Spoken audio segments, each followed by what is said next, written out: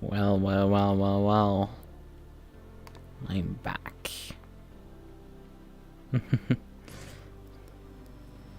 I had to restart my game because the force feedback wasn't working. I've already finished doing that, so the game is force feedback is working. I just tested it offline. So let's join the server again. I saw the lap times and it's yeah, I should have joined later, so I didn't see the lap times of people. This is absolute crack cocaine stuff. People doing 58s, like what the hell are you doing, guys? That's not nice at all. Right. Okay.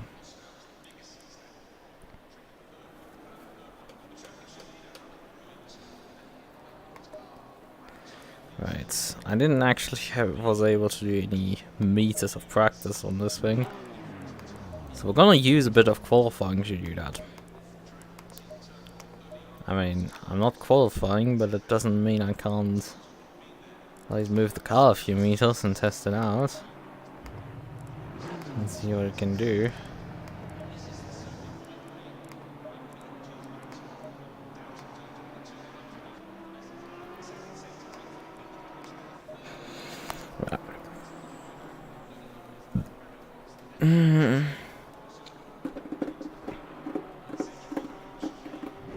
Oh yeah. Got the new Firehose the other day. Even though they were scheduled to arrive on the 28th, between 28th and 1st of April, Amazon packages be like, well, some delivery driver be like, you, and still deliver way ahead of schedule.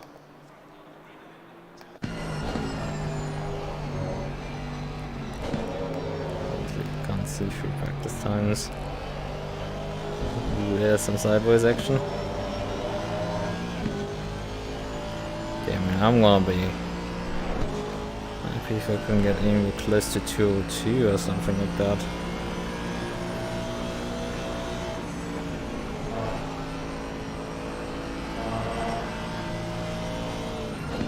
I don't know if we can take that corner flat. I know the Porsche can.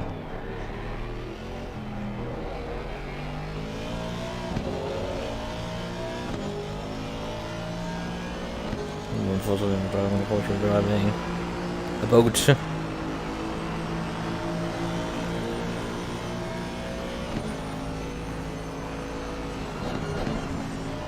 The temperatures have gone up actually compared to practice.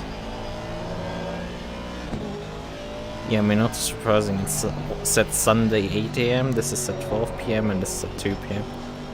So we for once won't have a race that leads into the night. For once. Considering how many times this has been done by the Broken Bones guys in the last few weeks that just constantly set all the races in the evening. It's just, it kind of diminishes the originality of it. Do I have someone who I know actually off the list of people we're driving right now? I think it's a combo I know.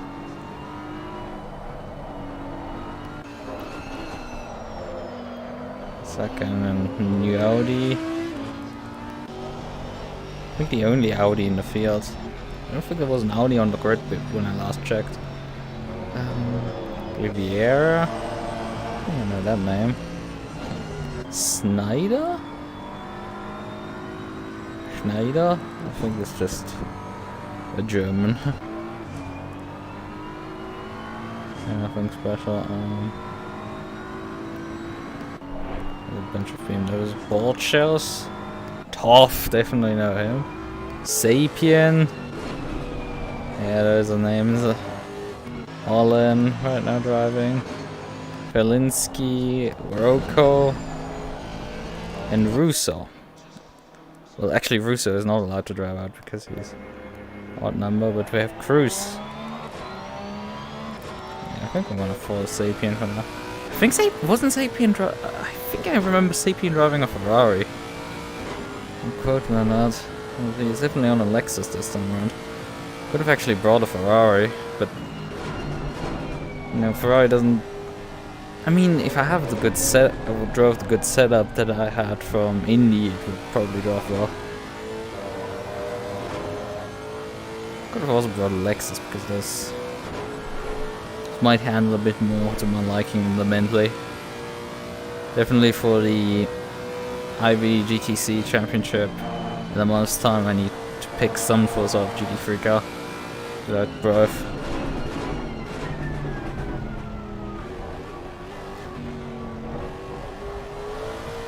Bentley does have the advantage of being vaguely competitive, so it can sort of compensate a bit, even though I don't quite gel well with it.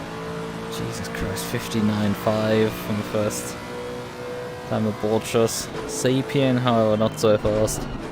A bit more reasonable. That's Sapien's time. Sapien drove a 2-minute 018. Yeah, I think that's about as fast as I can go. I don't think I can go faster than that. At all. I mean, I think the one time I actually drove this track was with SRGP. It's been a hot minute. So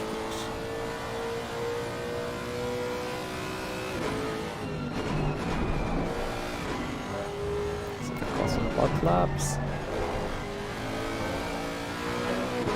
That's not. Oh, he doesn't have a competizione section. I see. Well, that means I need to log in.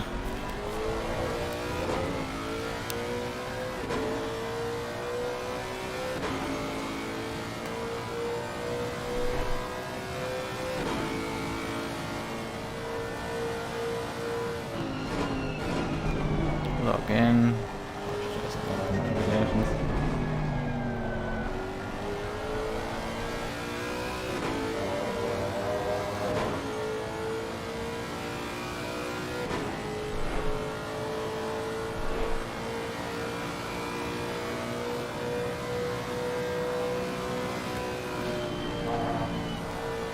File, career and history stats. Yeah, there's the Suzuka round. Fastest time in the race was a 2-minute 025 from me. Qualifying was a 2-minute 022. So yeah, I wouldn't even actually get that fast.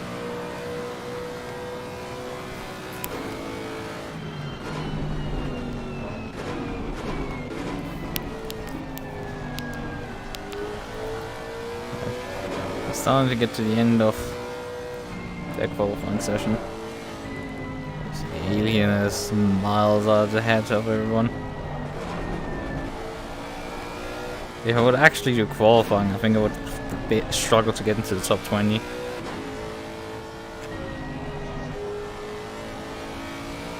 I don't think that's quite possible for me. That's the fun of starting from the back. You just take in the scenery.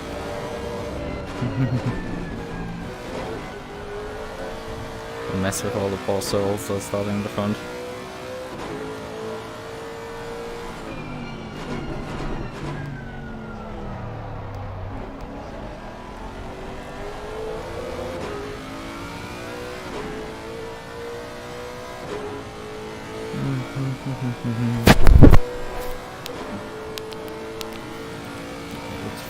Go back over here. Yeah, this is working. This is working.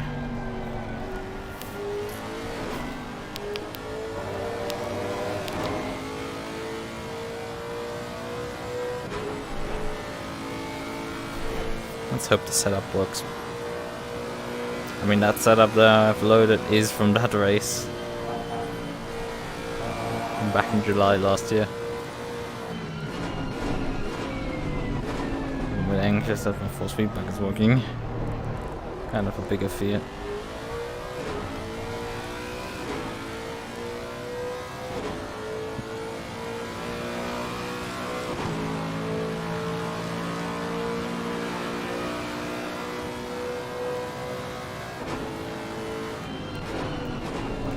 Sapien struggling a bit. I think it's the only Lexus in the field. At least the fastest right now. Actually, there's a second Lexus, but it's... Wait, that's in the odd numbers as well. They're starting from the back, Vercosa. Because Vercosa is not doing qualifying right now, even though odd numbers are driving. That's interesting.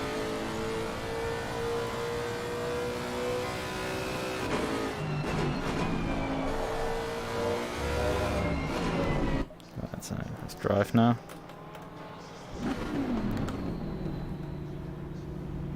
Time. Oh no, no, we've lost force feedback again. What is this? What is this now? I alt tab and my force feedback is gone. What the hell is... Why? Why do I lose force feedback if I tab out of the game now? Freaking... Can I somehow convince it to give me force feedback back? Or do I need to, like... It isn't... Yeah, this is my steering axis. Remember these things, right? Why are you not delivering force feedback? Why are you not taking the back button? Back! I'm saying back! Okay, now I have force feedback. So opening the settings is a cheat sheet. Right. Now we know that. But there's some sort of bug now in ACC that leads to, if I tab out of the game with my Steam VR, it leads to it losing the force feedback, and it's really weird. That should never happen.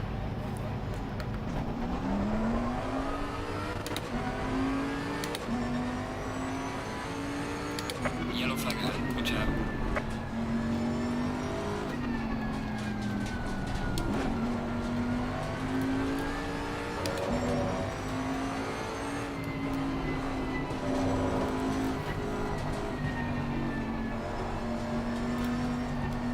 Oh yeah, that saves me at least some time.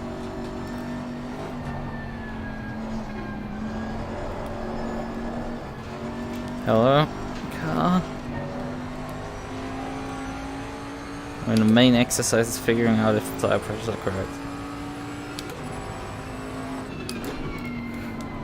I may require driving through the pit lane a few times. But hey, I'm practicing the pit entry list. Increase the traction control even from the setup, so it still wants to step out.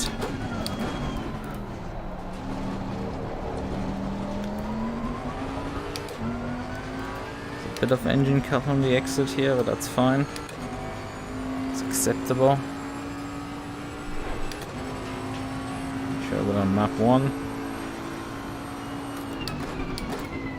Also, we need to figure out the fuel consumption actually.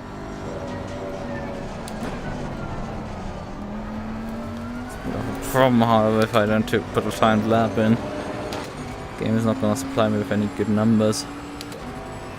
But I mean, I can take a rough estimate of like, only need a bit more than 100 liters. Yeah, light lift seems to do the trick here.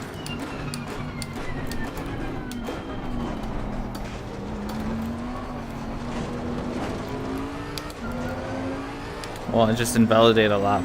That's also does the trick for me being able to complete flying laps.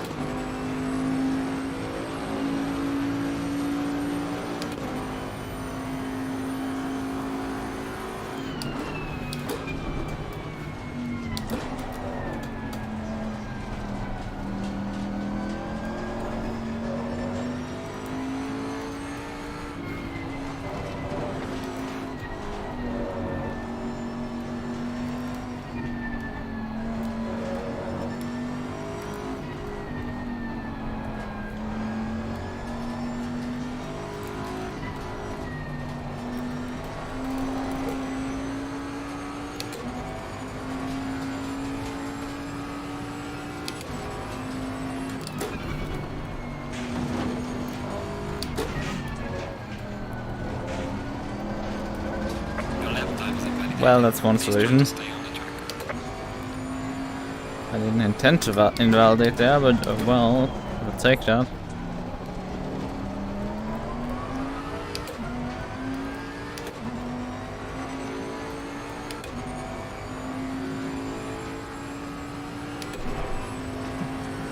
Someone just got their ass disqualified.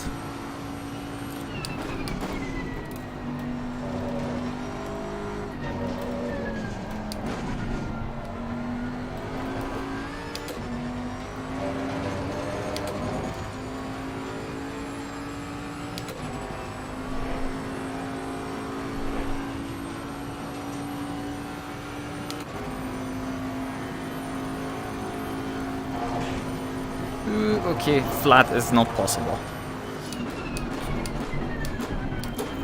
Not quite.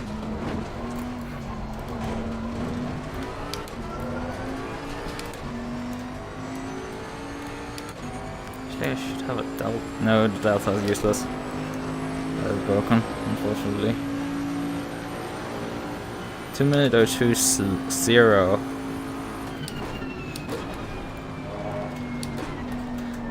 Vaguely promising, considering that is the fastest time I think I've ever done on the circuit, at least with the boat.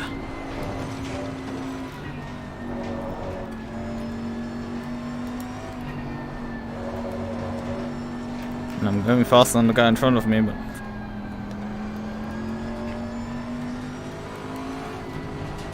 I'm not quite on race fuel. I have a few more liters I need to take for the race. Brake discs are quite cold, honestly.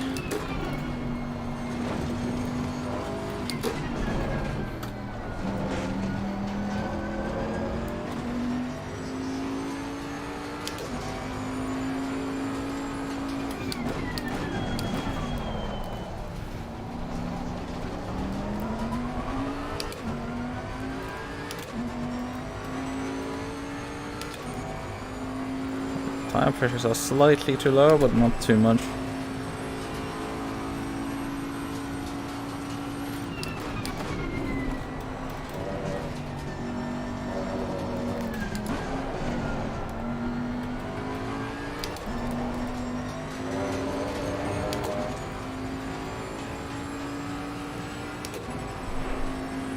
There's a few people getting their ass disqualified.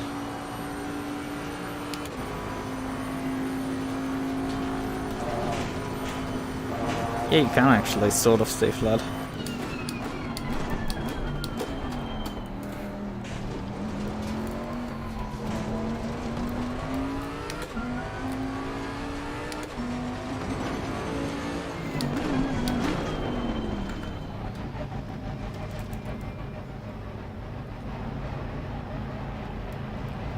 I can go another time out if I want to, but like... Let's just go straight through. Should invalidate my lap due to being in the pits. Or at least make me slow enough that the lap time isn't worth anything.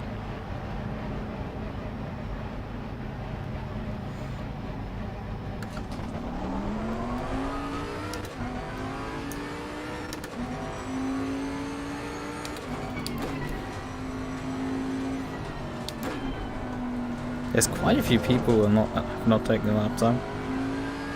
Standing at the back.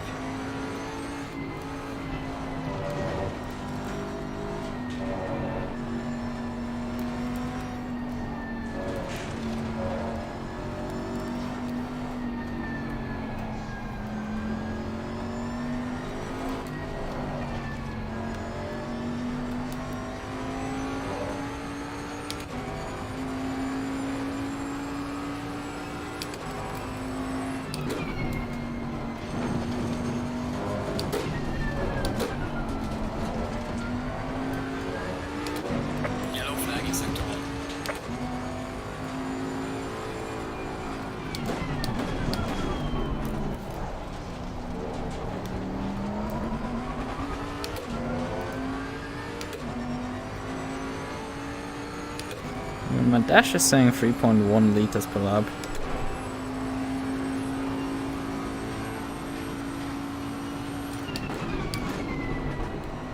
I'm nearly complete 3 laps and we're nearly at 12 liters burned. Oh, that's the wrong command.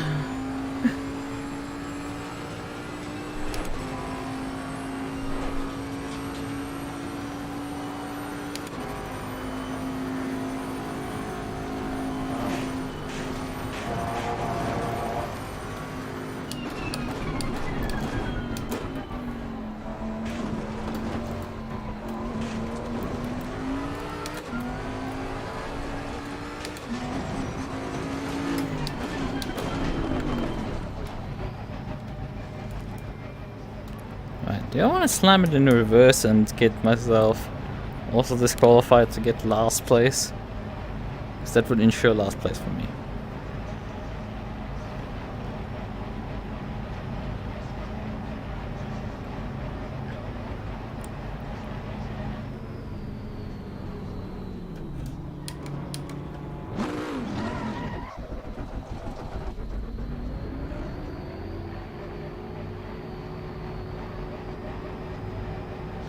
Will it disqualify me or will it just not care? Oh yeah. Yep, that's his job. I did it in the pit lane to not impede anyone.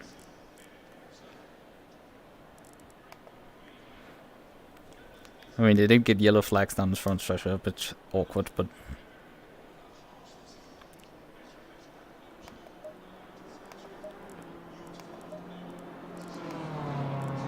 So... Car can hold 120 liters. Let's take about 110. We're gonna keep brake pads type 2 and...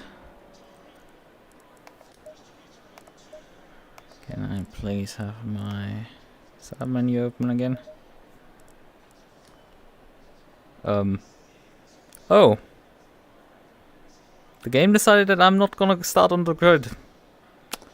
Well, that's new. Usually they let you start on the grid then.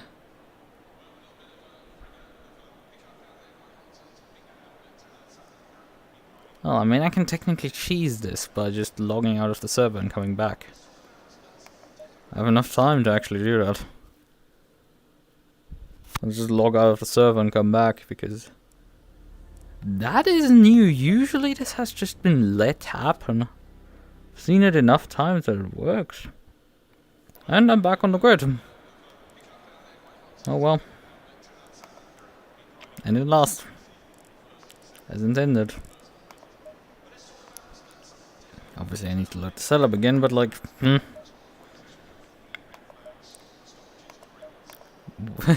Did I get spawned in the pit lane because I got disqualified? And, like, the funny thing is, the other guy, there were two other guys that got disqualified during qualifying, and they didn't get sent to the pits, but I did. I don't know, because I did it in overtime. Like, I've seen it people repeatedly during, especially Ares events, do it because they're aliens and they want to start the back. So I've seen it definitely happen before, but like, I've not seen it set people into the pit lane. Because you do it. That's very new for me. Right. Let's do... Oh yeah, I should probably not do this. I'm sure I actually have force feedback. Right, let me... I mean, the game is today a bit buggy because I'm losing my force feedback when I alt-tab.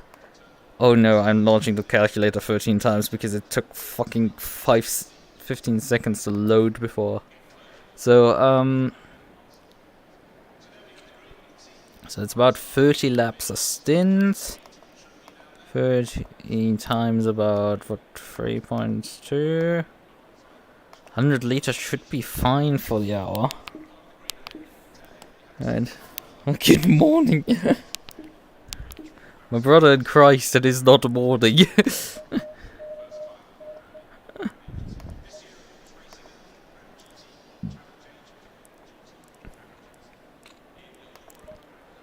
Definitely not morning.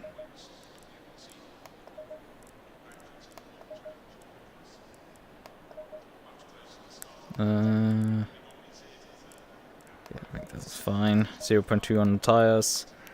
105 liters. Set tire pressures. I think the rest is fine. Setup wise, okay. Well, then we're gonna briefly load the controls and map my steering wheel again. Because this is just weird that I lose force feedback if I alt tab. But I'm just gonna do the preventative measure that last time worked. I hope that it was the thing that worked and not me escaping back to the pits and driving back out. Because if I require that, then I'm gonna be forced to actually start off the pit lane. Which, you know, not the end of the world, but like, also not great. Considering this pit lane isn't particularly short, and depending on where you spawn, you just absolutely get screwed with it.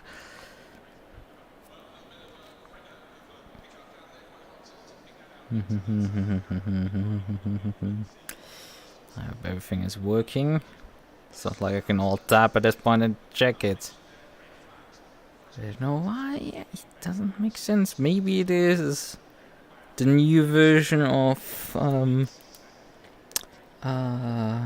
what's it called?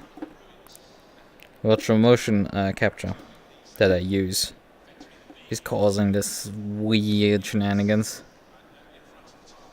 It's not impossible, honestly. 30 seconds. Well, we have no steering right now. Just wait for the steering to come back. Oh, we didn't increment the TC, but that's fine. Can fix that on the grid. Right.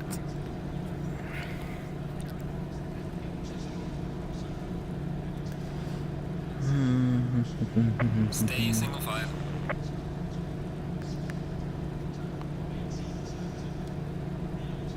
Oh yeah, new fires. Got them today. Not today actually, I got them.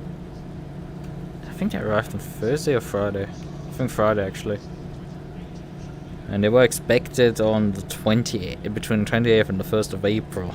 Like classic delivery stuff of like delivering 3 days early, and I was just like, okay.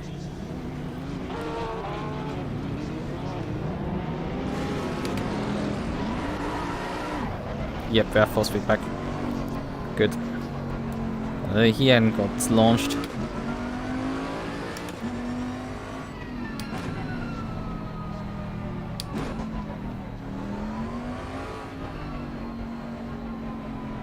Also, it says there's one mandatory pit stop.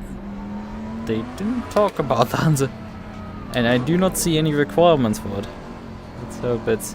How's it going? Well, we're starting from the back as usual. I mean, this time around I actually would have had time to do qualifying compared to usual. Leave with this series. But you know, it's fun to start from the back, so I intentionally didn't set a time and additionally got myself disqualified by driving in reverse through the pit lane. Although the game had decided that I should then start from the pit lane, the race, upon which I said nope and proceeded to just leave the server and rejoin, so I'm able to actually start from the grid. Which is fair enough as a solution. Otherwise, I did during one of my... I got one lap invalidated, which I was able to obviously complete without setting a time. It was a 2-minute or 2, which, honestly, considering how fast some of these aliens are going, is absolutely nothing. That is dirt in comparison to these guys.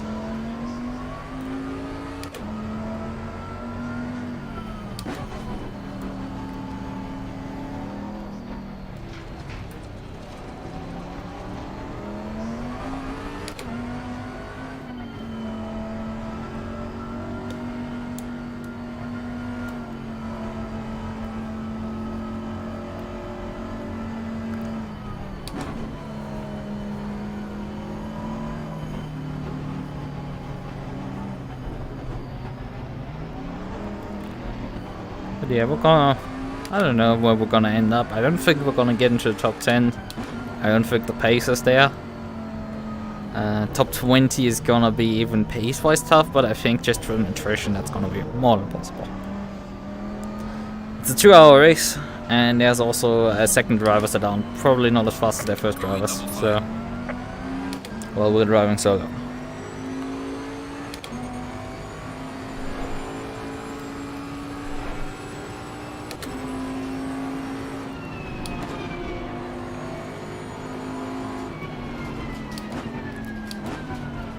Also, me still driving the boat, and I really should be looking for a replacement for this thing.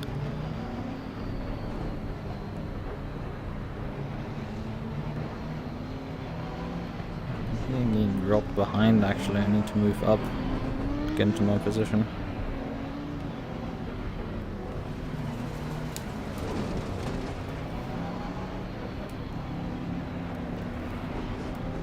But the first meters are not too important. I don't want to get penalized for being out of position, even if it's just being too far back. I think it still penalizes you if you're too far back. Okay, these guys are very slow here right now, rolling. Green light, show them where to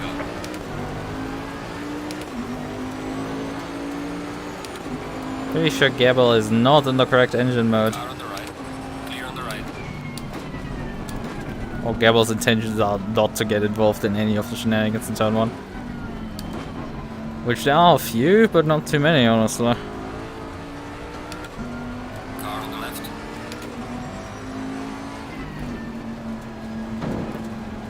Clear on the left. Car on the right.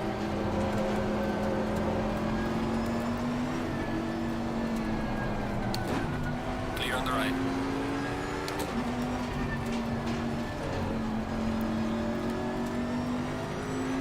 Jaguar. Yeah, I mean, the considerations are for the IV GTC, but I'm gonna drive there. And it's sort of the issue of, like, I do not want to pick a car everybody is driving. So it starts becoming a bit difficult when everybody is driving Car on the left. the same cars and the like.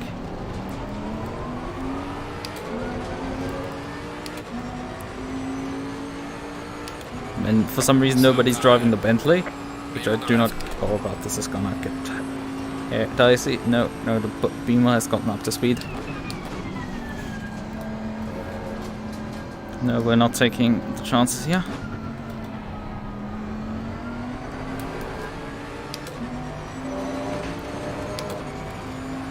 Right. Well, Jag is a nice meme car. I do not want to make an overtake on him, but he's not fast in the straight. Okay, now he's finally picking up speed. Actually, I do not need to brake. I can take this corner borderline flat.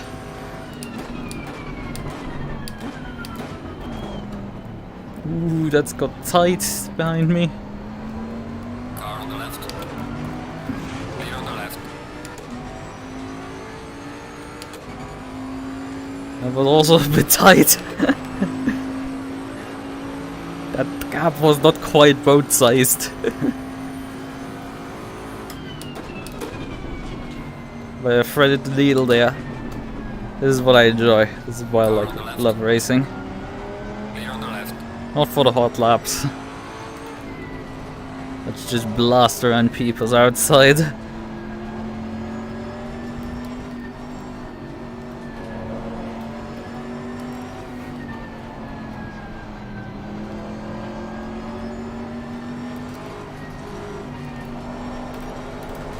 Okay, the wrong quite right.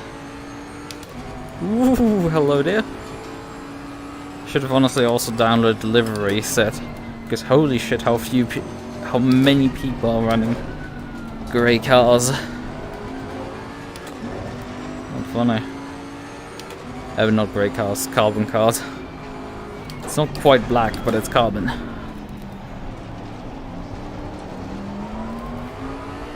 And if there's, I think there's like 8 or so BMWs on the grid, and if they're all carbon fiber, try to keeping them distinct. But yeah. what I was gonna say about picking something that's a bit different. Because I would probably like to drive the Beamer, it's just too popular, unfortunately. I could pick the 720S, but I think probably I will end up driving that thing because it's sort of up my alley, that car. Car on the right. Clear on the right.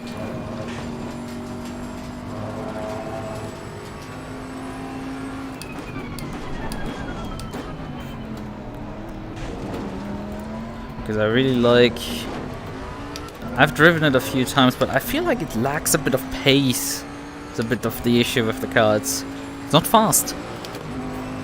But I feel like that's probably the problem with a lot of GT3 cars for me. It's just that last bit of pace is just for some reason missing out of them.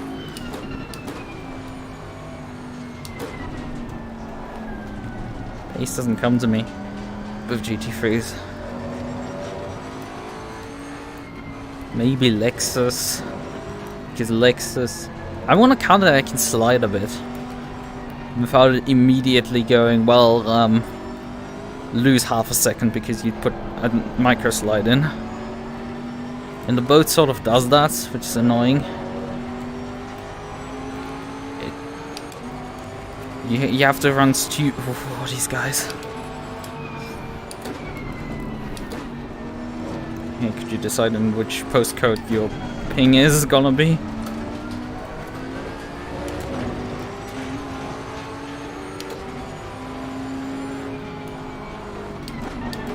Car on the left. Clear on the left. Because the boat, I need to run like 5 traction control because this thing will have wheel spin. And the thing will still have wheel spin. It's like...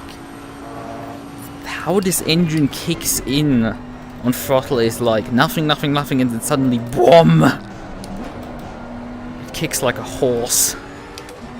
And you get absolutely thrown like 45 degrees sideways when you get a sniff of oversteer on throttle. You just get so much oversteer immediately, and it immediately starts costing you time. While with Maserati, for example, if that thing catches some oversteer, then well, whatever. Right, not the end of the world. You can control the slide. You can drive it on the throttle a bit with rotation and throttle. Probably makes some of the weaker cars more viable since the broken setup, so it's causing the BOP to be broken. Slow car ahead. Car on the left. Yeah. I mean, maybe I just need to wait for that, considering the IVGTC starts after the 1.9 update. Just wait for that, and that might make GT3 actually more viable for me to drive in general, because I don't min-max my setups. So it's gonna be more enjoyable for me to drive if setup exploits are a bit patched up, although I've heard it so many times, oh, we're gonna fix the setup of like, not just Kunos, but other game developers, like, oh, we fixed the setup exploits in a day. And all the aliens have like 13 other setup exploits in the backlog. So when they fix one, they still have like 13 others that are not patched yet. So that ends up being... there's just no gains from it. So it's not really stopped.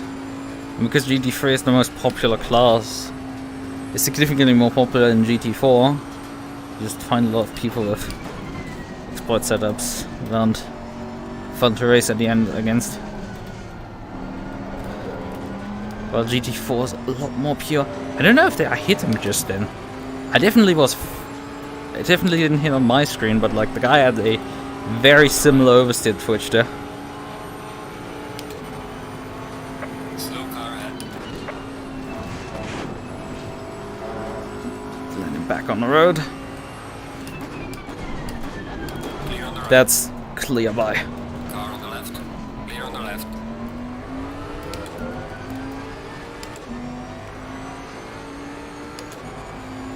Until you're fighting, it's the third one that laughs. because what allowed me to do these overtakes was that the white Porsche was trying an overtake in turn 1. Oh, that's a bit deep.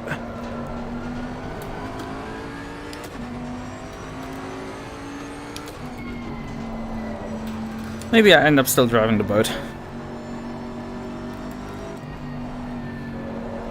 Maybe I just end up being stuck with this thing. I mean, granted, it isn't... I mean, it's not a bad car. In terms of viability, I think it's not that great, probably, on this track. It's very good at sandvods, but I think other tracks it struggles a bit.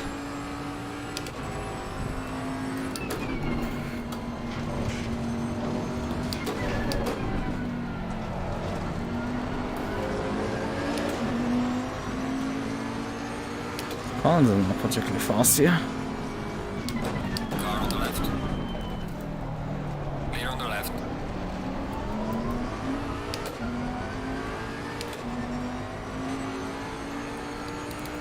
Oh, that is a twitch. Do you want to defend for that? Car on the left. Thing. I'm gonna keep in here on the outside. Clear on the left.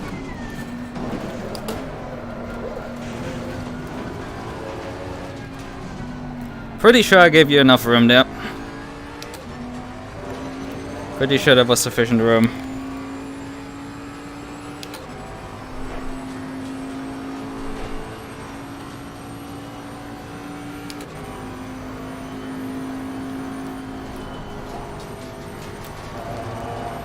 I think I have a bit more rotation now for this corner, but that might also be just because I had a bit more clear air than last time into that corner.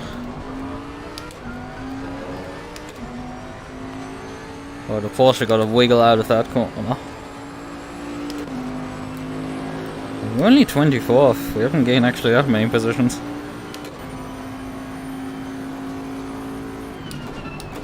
Oh no, there's definitely some damage on the car.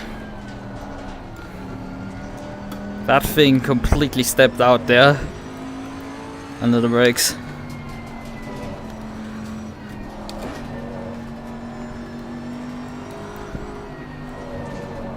There's significantly more oversteer all of a sudden there.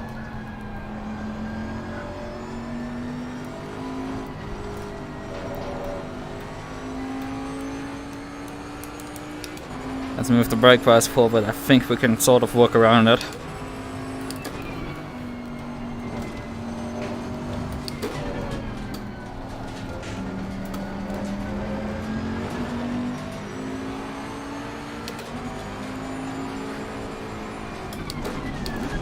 Car on the right. On the right. I mean, I was going for a pretty late lunge there, but like... Pretty sure you did not do something great either there. That's too deep for me. Oh, actually, no, that's right. I'm not driving that corner deep enough, but that is too deep.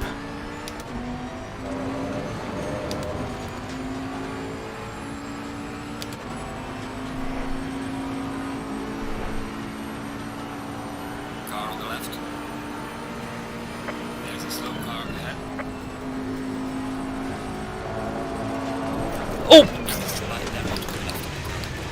Clear on the left. I'm pretty sure that was more than enough. How many people are gonna hit me today? Oh, come on. You fucking git. Lift off at least when you hit me once already. No, you lift, mate. You hit me twice there on that corner.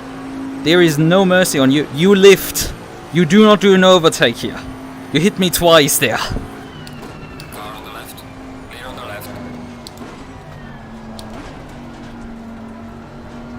I go clean sweep around the Ferrari, then the Ferrari decides to, for some reason, further down the road to suddenly move right.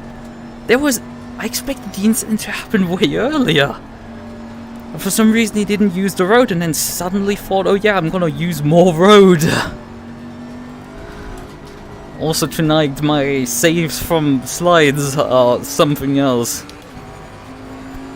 But I haven't spun as an absolute miracle so far. Yeah, how many hit was that?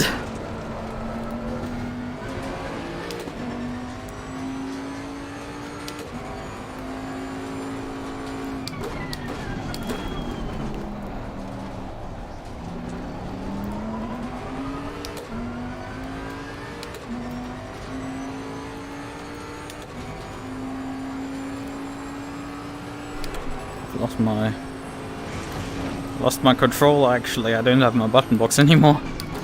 Need to find it, and Suzuka is not particularly the place where you have, you know, plenty of time down straightaways.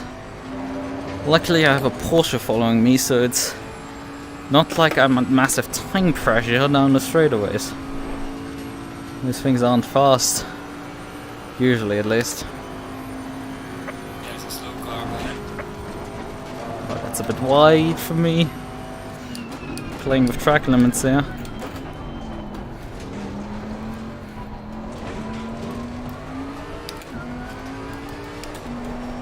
Oh, that's not good for me. Luckily, still a Porsche. They can sit in the slipstream and, despite that, not really gain at all. The car ahead is up to 3. Well done, mate. Personal best.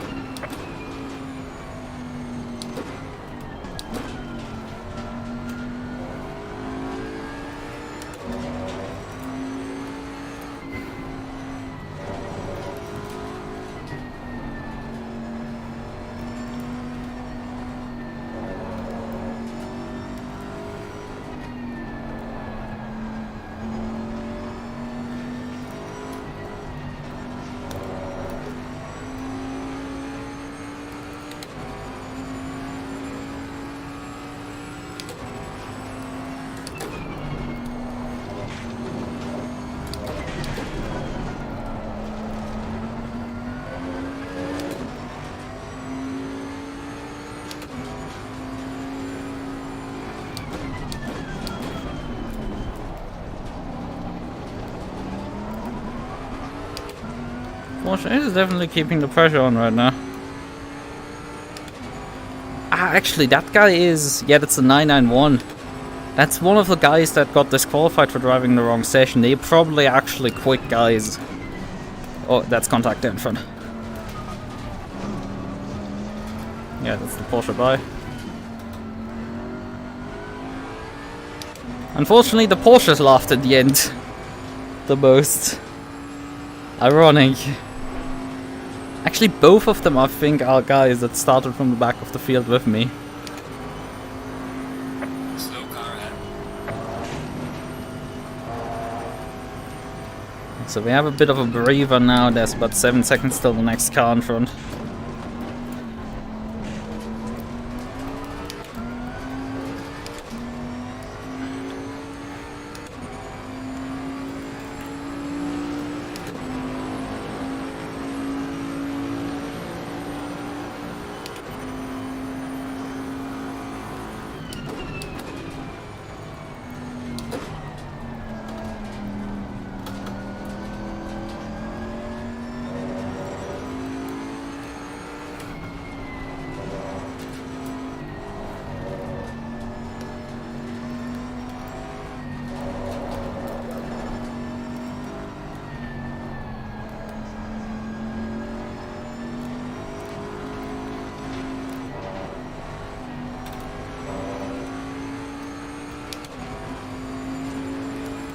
I mean, there are honestly quite a few people who I know in this race. Even though I don't race with Trackilicious too much, but there's quite a few people I know from any... I still can't remember the short for the... Is it Nuzzles or Nuzzles? Formerly Sim Racing 604. That's what I know, remember best. Yeah, the Porsches are actually pulling on me right now.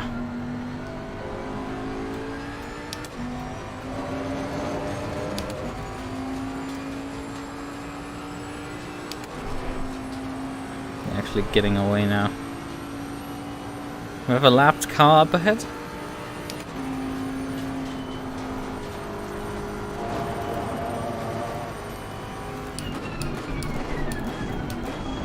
Maybe what actually... No, that couldn't happen because I was the car on the curb. Never mind that. Like, driving on the curb can give you slip and you can get oversteer while you're driving over that curb. It's quite dangerous. You know personally, okay?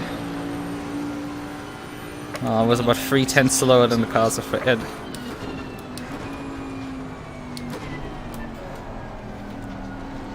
And that back marker won't particularly help them with their battle.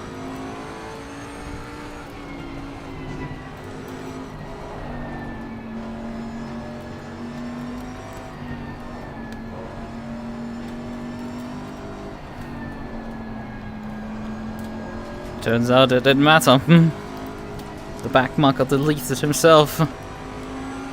That's the only 720S in the race. What a shame. I quite like driving 720S around this circuit specifically. This circuit and Spa. I've honestly not raced the 720S that much.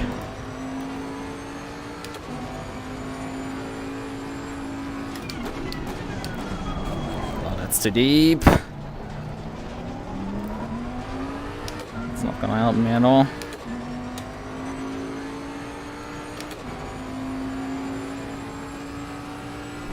Oh, closing in on Sapien.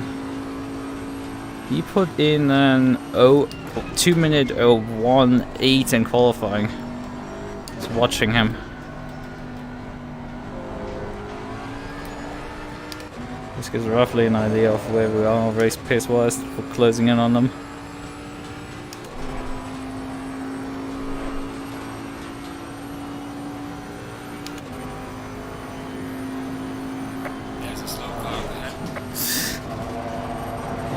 Damage is a bit showing off at times. But from the first impact that I had with... who was that hit me there?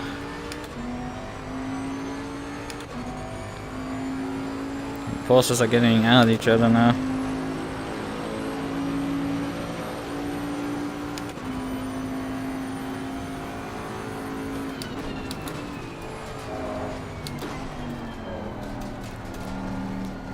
They can fight each other and slow each other down, but I think my main opportunity will come once we catch up to the pack in front and they're gonna be slowed down by them. But yeah, as I said, top 20 totally reasonable because that's the white Porsche ahead. It's P20. And anybody who pits right now is not gonna make it to the end. You need to... you have only 70 minutes of stint timer.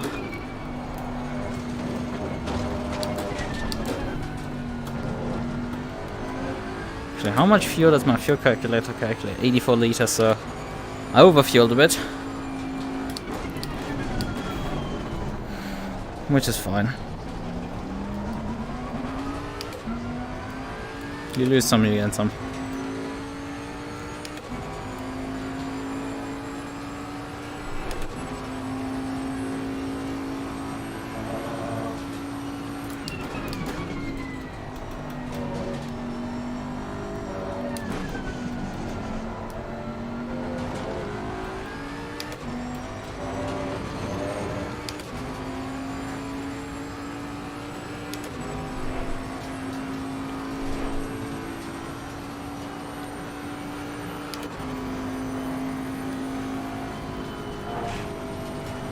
I think I should take 5th gear through this corner.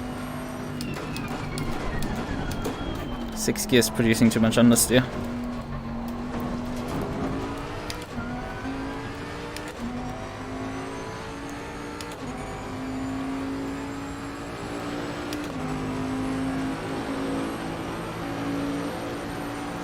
Gaining on the car ahead in sector 1. Well done, mate. Russell the best.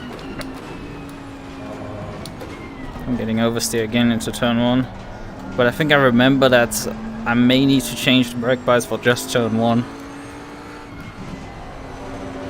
That is, I think, something.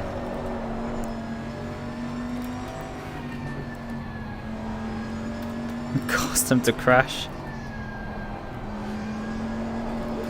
I mean, I have crashed because someone has sent me chat messages. That has happened before. Can't judge someone for that.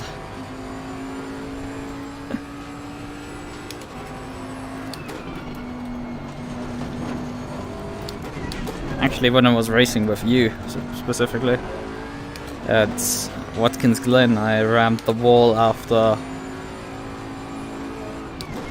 the outer loop. So the long right hander after the bus stop. I ran into the exit wall there because I got distracted for a split second.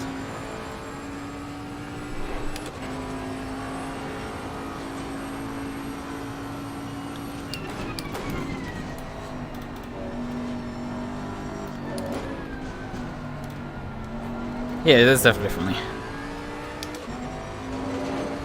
I have to say that that BMW did not slow them down either. Although actually it did slow them down, they did lose a bit of time. Oh god. No!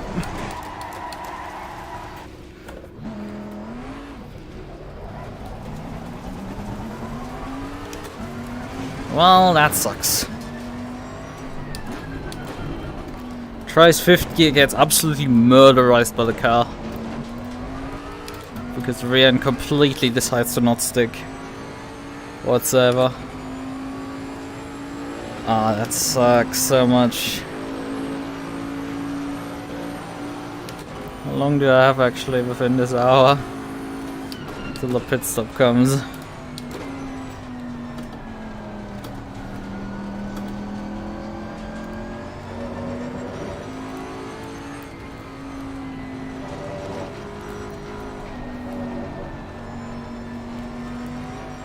Yeah, that's an F.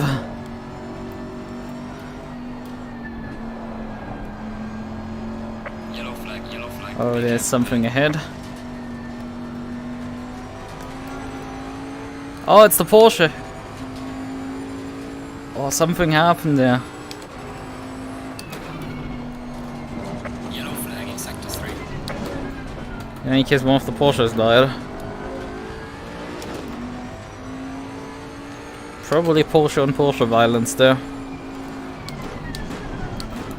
They were going at each other pretty hard. Oh, so much engine cut there.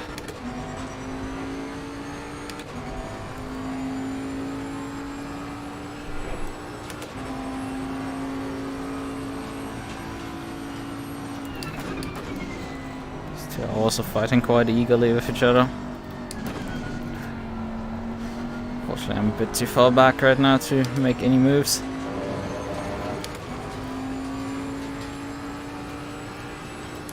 Yeah, I mean, when you have such a massive slide, the tires are gonna be slightly flat, or then slightly high pressure. But it should calm down with a moment.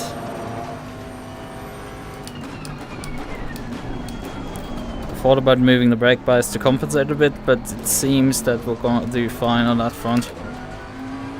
Should calm down in a moment.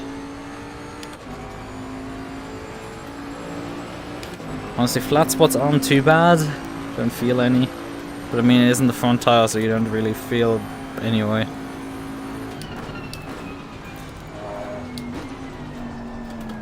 I'm still getting regular oversteer to turn 1. It's funny, like the tire pressures are more normal and I'm getting more oversteer into turn 1. Maybe because I'm expecting the car to work normal, while last time around I expected them not to be normal. So I wasn't pushing. Things are weird that way. The brain can play tricks on you. Yeah, half an hour I have to actually drive on these. Some of these guys are actually faster than me right now.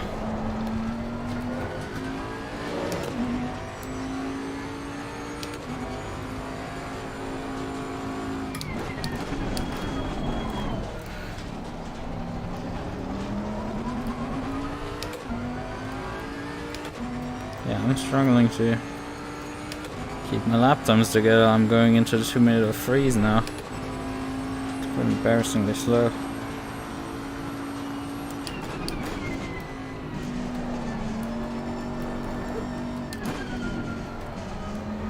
Oh well. I guess I don't need to hunt them down. Honest to God, the driving quality has been horrible today. But I mean, it is the first round of the championship, and last time around I was not quite exposed to that driving too much. Because the first round at Spa, I started out the pit lane, which meant that I had to, you know, gain about 30 seconds on the field. So I think lap 2 pile-up they did on the Camel Straight, I never saw because everybody had already towed. And I only saw like 2 or 3 cars that were rolling back to the pits that I overtook as they came into the pits. So that was when half the field basically deletes itself, it gets, you know, a bit easier to do overtakes. Right.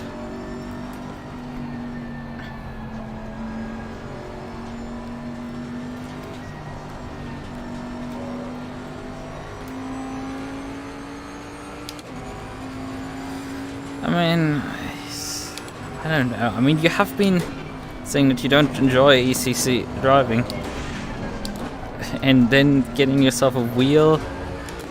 Like I love racing, and I will promote it as much as it can. But like I feel like you didn't enjoy your time, and then you still want to double down into it. And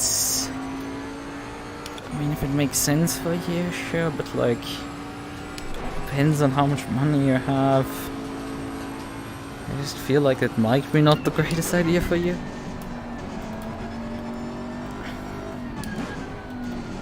You didn't enjoy your time. I think it's yours, man. It's your decisions. Yeah. I mean,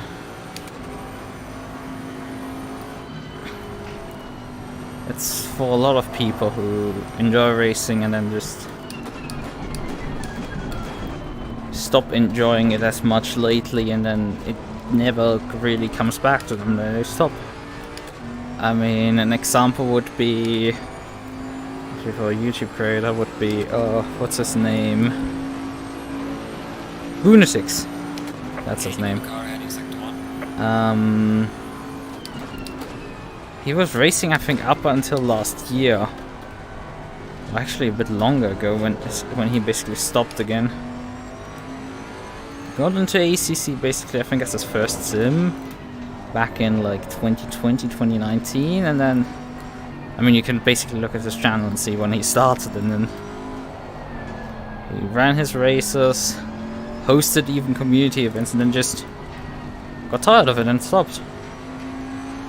People like this exist. It's just a question of like, do you think it may be that you just fatigued completely out of it, and like, it's a fair thing for me to say, like, to throw the consideration of like, maybe you don't actually enjoy it in the end, but like, maybe especially ACC is not enjoyable for you to drive. But also maybe just getting a wheel and feeling the forces and being able to drive something like the Maserati would be the thing that makes the difference. I mean, okay, fair enough. I mean, with your MS2. And I still recommend you to drive the original AC with some mods. That is just still highly enjoyed. Yeah. Yeah.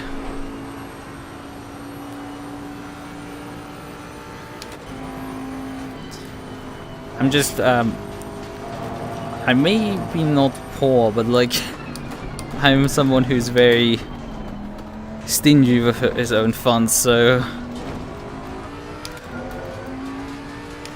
I turn every cent over twice before I spend it, basically. And you have to consider that with my relatively expensive setup. Let's be real about that. So my financial advice is oftentimes very cautiously.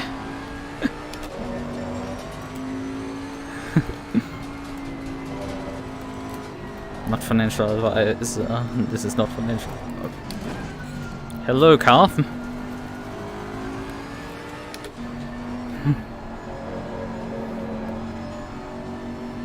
Well, that's the Bentley. Like, it suddenly produces a massive spike of oversteer out of nowhere, and you just get basically sent to the Shadow Realm. Seems like the other Porsche survived and has just disappeared into the distance. I think I still see him. He's running P17, I think.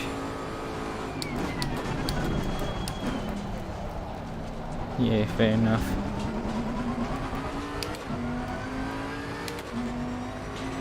I mean, on the topic of like financial stuff and spending, like I've been considering replacing my phone for ages, and I've just not been able to make a decision there because there's so many price points, and compared to PC components, it's absolute chaos to look through.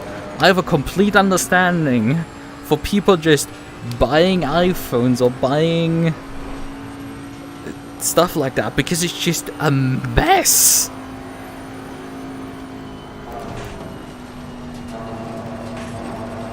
Although, I mean, iPhone is still 1,000 euros, which is just absolutely absurd for a phone.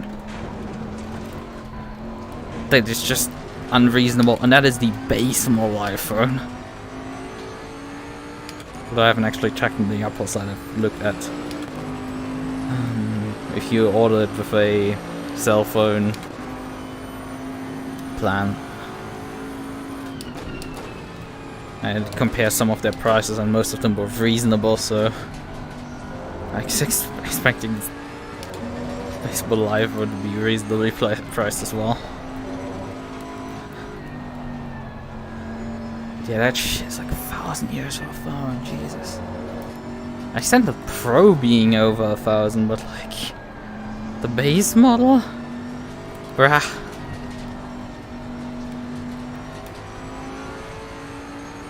In any case, not gonna buy Apple. That's not my thing. I'm currently having a Huawei J5 since 2019. Set of problems being it's the micro USB port. It's one of the last phones that has a micro USB port of all things. Although I have so many micro USB cables, it's not bad. The micro USB port on the thing is deciding to not particularly keep cables plugged in. Like, I can't have a cable plugged in and basically have it in my hand because gravity is gonna pull the cable out. Irrelevant of the cable, I need to really shove it in there to keep it charging.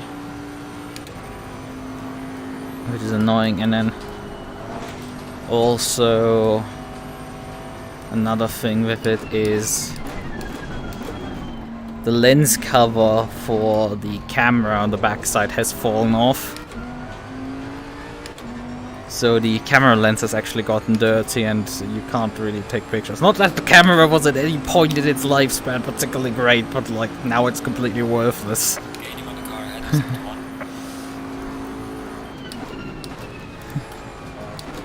It struggles to do multitasking at all. Like if I open the gallery and Discord, it's oftentimes that it will, when I switch between the two apps rapidly, it will regularly force me to reload one or the other, which is an absolute pain. So I do a lot of app switching. 2 gigs of RAM just run out, and the 16 gigs of internal storage are just not sufficient for running an operating system these days. Not that it's particularly on the cutting edge of Android, but like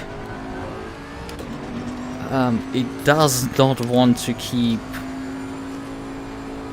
the basic set of apps installed, and it will regularly bring up, hey, your storage is relatively full. I'm like, bruh. And I have 128 gig SSD in, not SSD, SD card in there to store any media files I have actually on it. Oh hey, hello, would you kindly not hit me?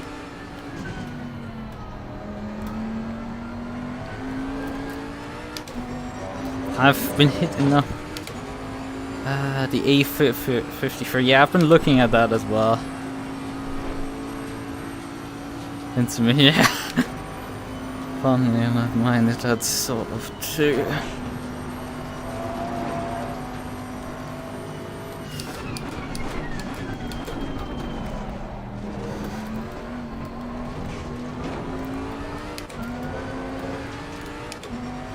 Imagine it's cheaper than expected and good specs. Yeah, just buy all top level phones. Like, Car on the left. I mean, that's not really that actually good of an option. Oh wow, that's an excellent pass for Car him. on the left. Clear on the left. Ooh, I need to be careful not to take him out. Car on the left. Ooh. Clear on the left. Car on the left. Clear on the left.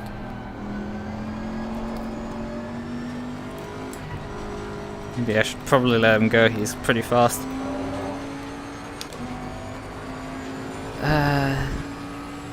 I mean, getting your hands even on some, and actually for reasonable prices, is actually harder than you would expect. And also, what is a good top-level phone? All the top-level phone, it's just... As I said, it's chaos because the processor specs do not matter really at all. It's not like I can look for laptops or PCs to benchmarks where I can, oh yeah, I can understand what the performance of an Intel processor or an AMD processor will do. That is in this device, right? I can compare those specs and can compare the graphics card, but like with these SoCs, it's like, I don't know, I mean, you might find one dodgy website that has like some sort of Geekbench result or something. It might give you a half an idea of what is faster or what is slower. But what does that mean? I don't know.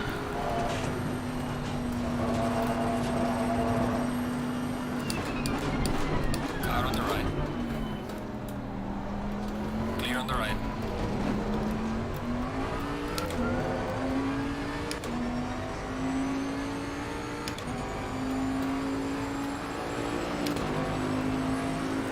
And then also just if you find anything review material wise, it's like uses US pricing or uses just space pricing. I found a German video specifically, and they priced, I think, the Nothing phone at like 350 euros or something, when in reality on the Nothing site you pay about 500 euros for it.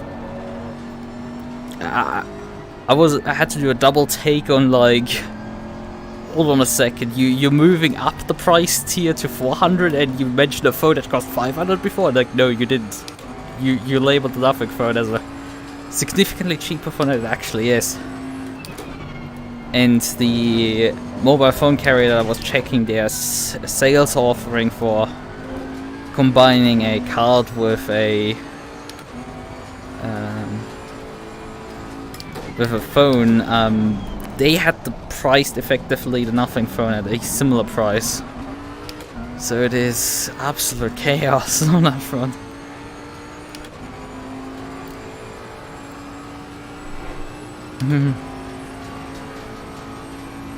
Yeah, I mean, obviously you can do stupid money and spend like, I don't know, 1,000 euros as mentioned before on an iPhone. That's just not reasonable, but like, is it reason? I mean, the J5 that I'm using is cost me 80 euros or so. It was on sale for 80 euros or so. I bought it, but I mean, it has only quote unquote, how many years I've been using it? It will be, I bought it in 2019, late 2019. So it will be this year 4 years old if my math checks out. Which isn't particularly too long. That's almost a damn go at this point. It was nice fighting you, but like, I'm not winning anything from fighting you right now.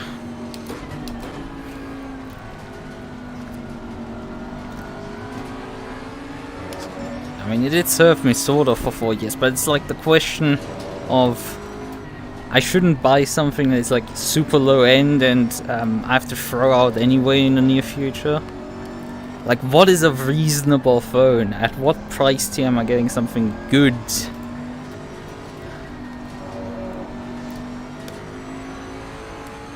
How can I mitigate Chinese spyware? I would like such questions. It's like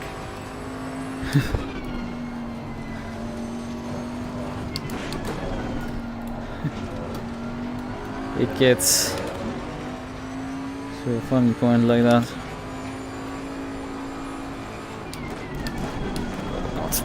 Car on the left. What the hell? Clear on the left. So yeah, and with just phone prices being absurd, frankly.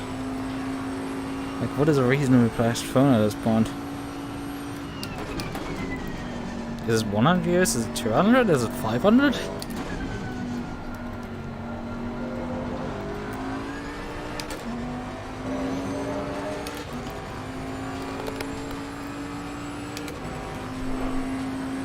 Do I have to fear for AI replacing the moon? It's like...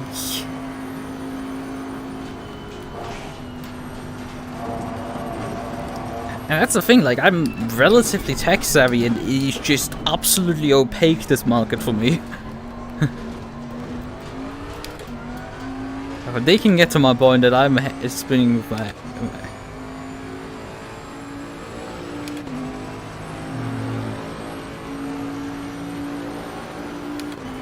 Yeah, fair enough. Said I'm considering that. I mean, I'm looking at these carrier options because the ancient one was like, well, I can... The ancient one is with that carrier and could get an extra card for a lower price, and it's like kind of trying to pressure me and my brother into switching. Because we're using a different carrier that is literally a coffee shop selling mobile phone contracts. No, that's not a joke, it's just a very German thing. Or European Union thing, actually.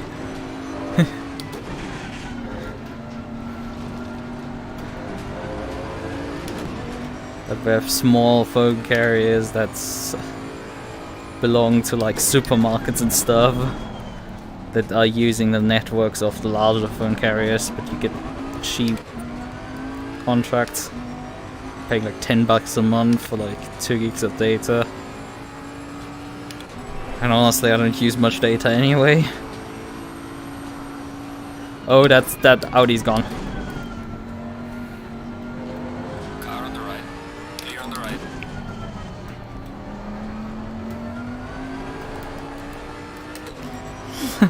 Yeah, that doesn't make it any easier. Making the need to really leasing new phones and stuff.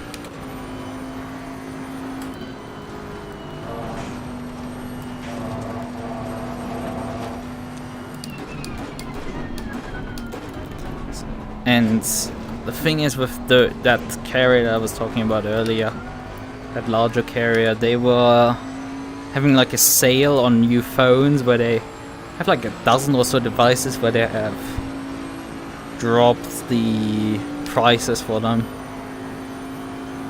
and that's why I was looking through their prices. And the Pixel 7 was halfway interesting with them because that would be priced at about 500 euros with through the contract and everything. But the Pixel 7 in Germany would be, I think, 850? No, I think not 850, 650 or something like that. At least quite a significant amount more expensive than actually the carriers right now offering. So...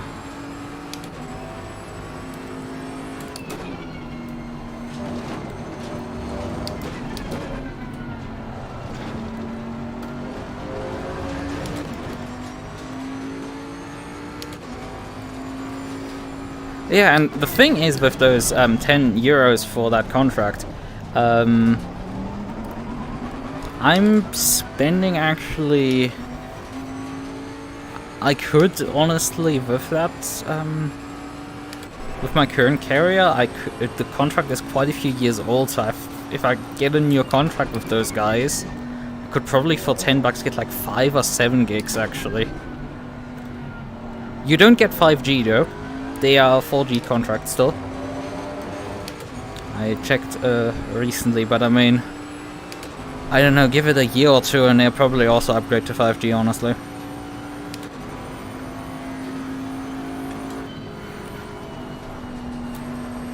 I mean, currently it's still a selling feature for the major carriers, so not expecting it quite to switch over. And honest to God, nobody really cares about 5G. Car on the right. Anyway, Clear on the right.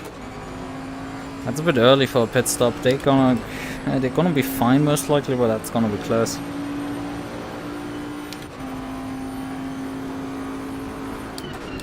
Car on the right. Clear on the right.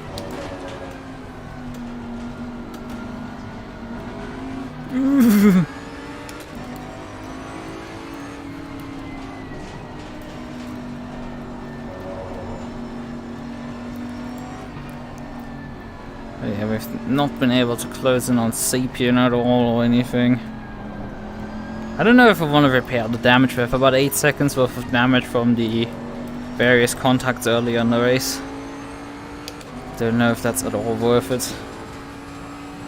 That Audi is pretty quick, honestly. When he isn't trying to make its best rallycross impressions.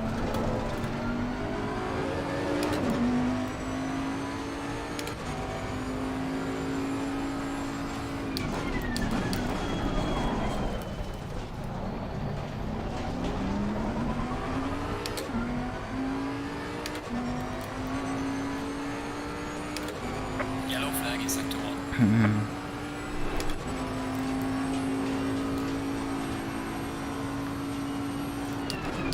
But I mean, the mobile phone contracts in general in the US, as far as I know, are stupid expensive and stuff. On the other hand, till a few years back in Germany, you didn't have cell service in enough regions. Like, you just had dead spots. It was the most normal thing ever.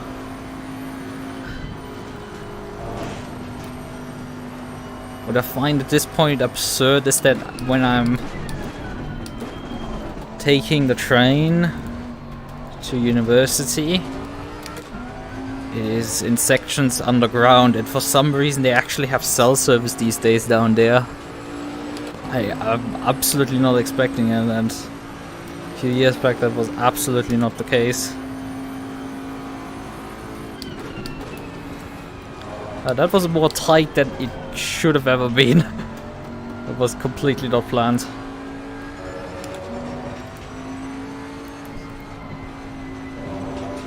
I mean, there was an entire village where my grandpa lived, where you had no cell service except for a T-Mobile. They were the only ones that had any cell service there. Which is why my...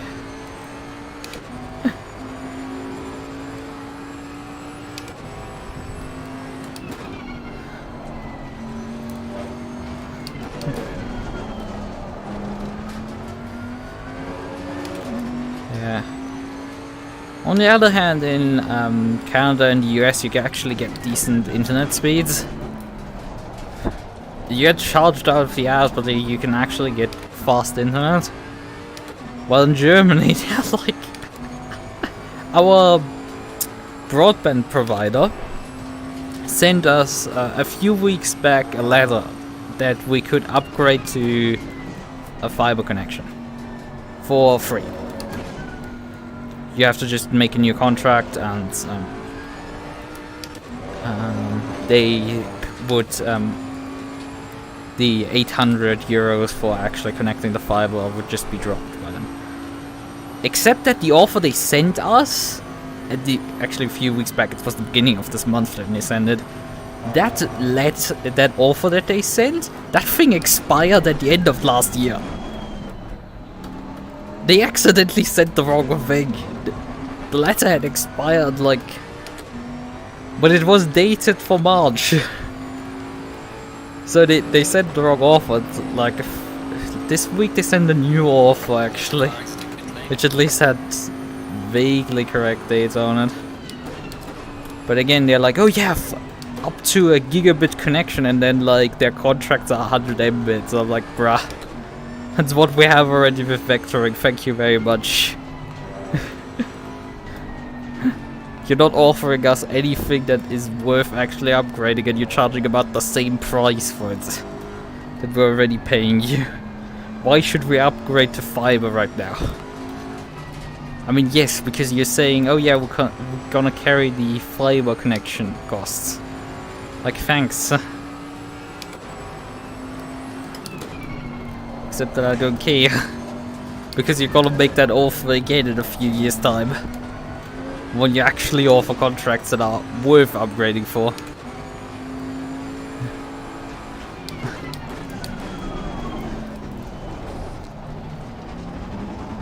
And considering we're all using Wi-Fi anyway in this household, it's not like you can take any advantage of actually anything higher than 100 Mbit, really.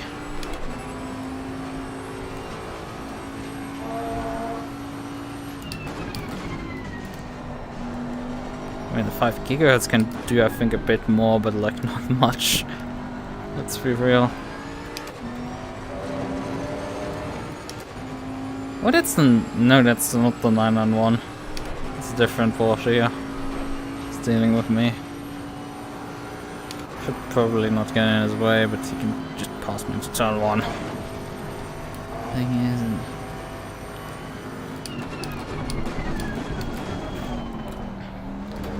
Oh, I mean, they're trying here still. But yeah, they definitely can't get away with so much shit here in Germany. In the EU and stuff.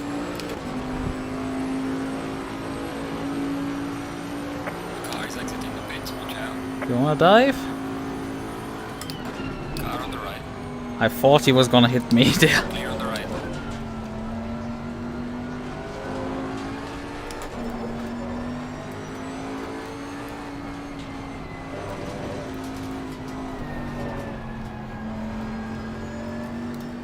Yeah, I mean, they tried offering packages where if you used certain like apps or services, you wouldn't use up your data volume, and that was struck down by the EU because that was in the Ancient One's contract.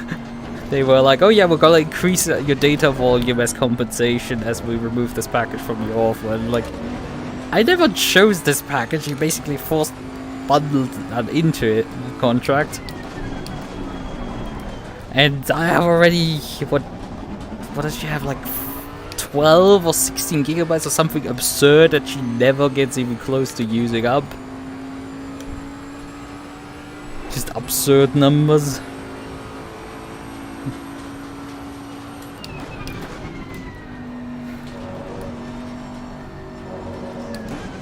Right, I should actually prep for my pit stop at this point. And it's up soon. We're nearly at the 1 hour mark.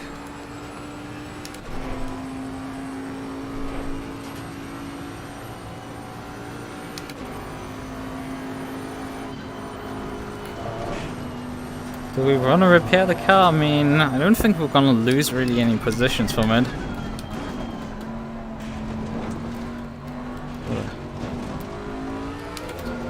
Yeah, I don't go outside, so I don't need mobile data at all.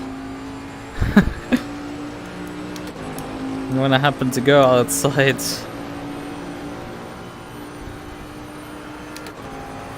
I think my bigger fear is my battery expiring on me.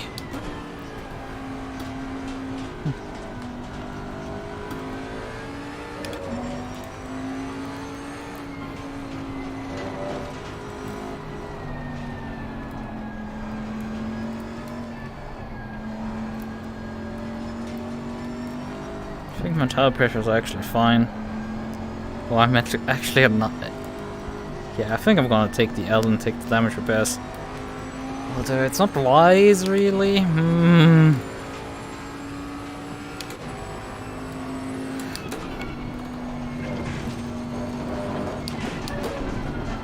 I don't think I'm losing any time for it. So it's not really worth repairing the car for it. Although we are having 10 seconds of damage on a GT3 car, it should slow me down. Honest to God.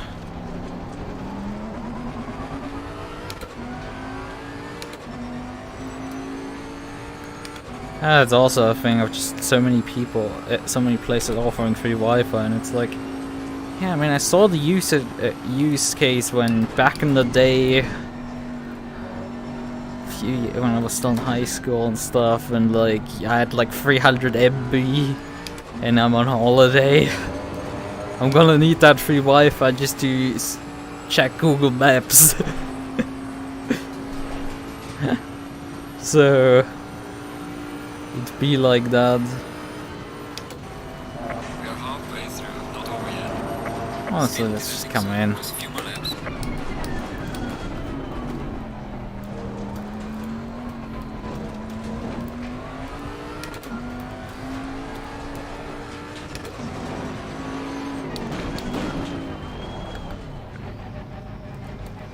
Oh hey, there's the Audi.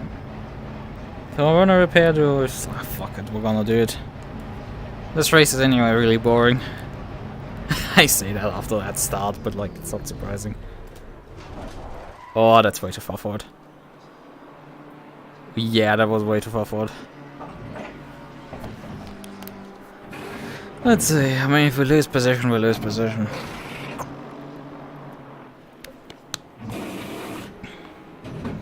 Roses are red, water's wet. Roses are red, violets are blue. I'm stuck on the eastern front, and so are fucking you. Right.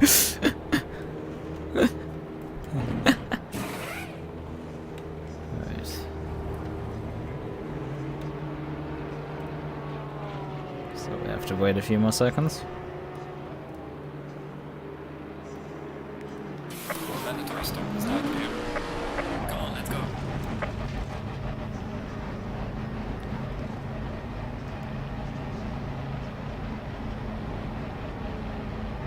Now we did lose the position of Beamers, and well, Cruz is actually a lap down with his damage. And we did fulfill our mandatory pit stop. So whatever the preset was for it, we did fulfill it. Yellow flag in sector 2.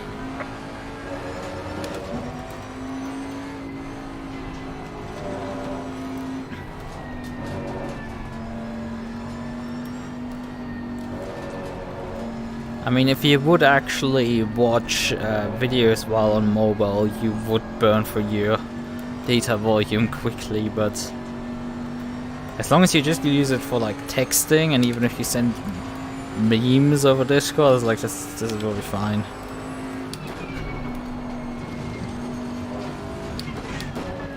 Your phone's battery will drain faster than anything else.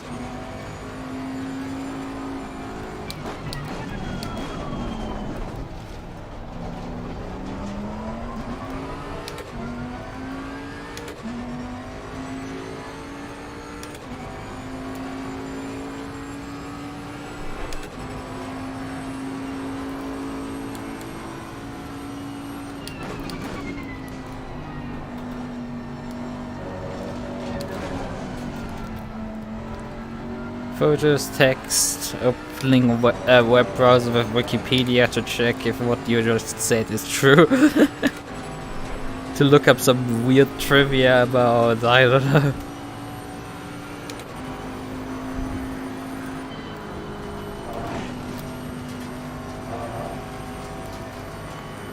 I don't know, for example, like trivia about some soccer player because he has a funny name.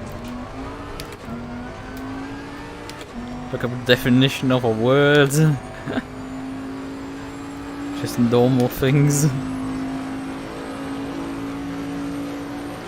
Okay, we should be back on the lead lap as well. We are out of the top 20. So.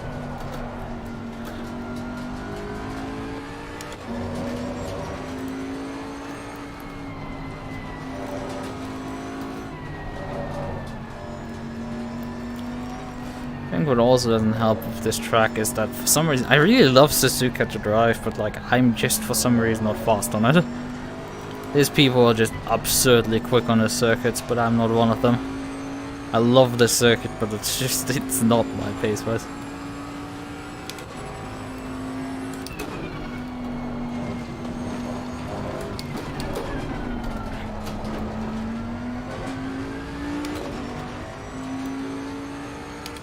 Use it properly.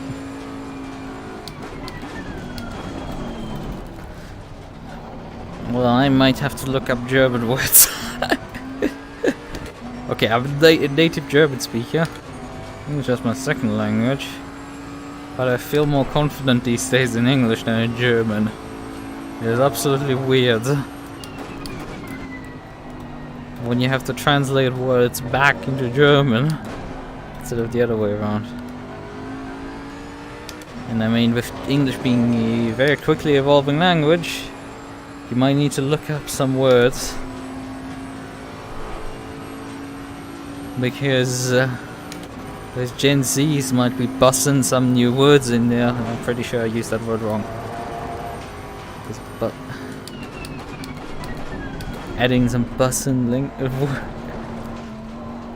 How do you use it correctly again? I know the definition actually, but like, how would I build a sentence where it actually fits in?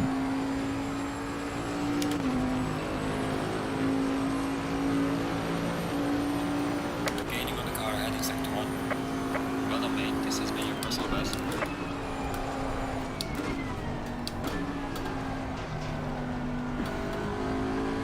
I mean, I remember the clip from a VTuber telling about her younger sister using saying "food be bussin'" to her mother, and it's just like the second-hand cringe from that one was apparently very bad for her. Understandably so.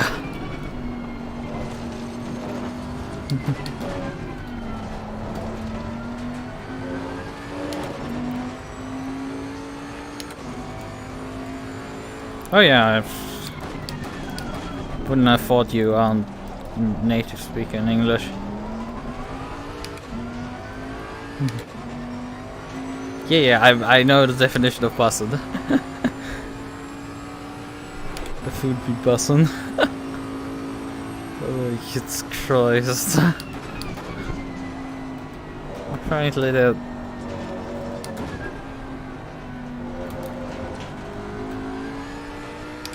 When I was young we did the same thing anyway, so it's not like so bad. It's just that keeping up with the times is difficult.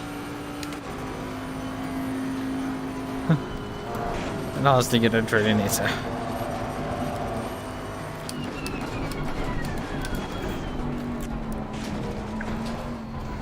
I mean, you can bully them by just saying it's over 9,000 and they don't even get the reference. Does the accent sound like North American? I don't know. I'm pretty bad at narrowing these things down.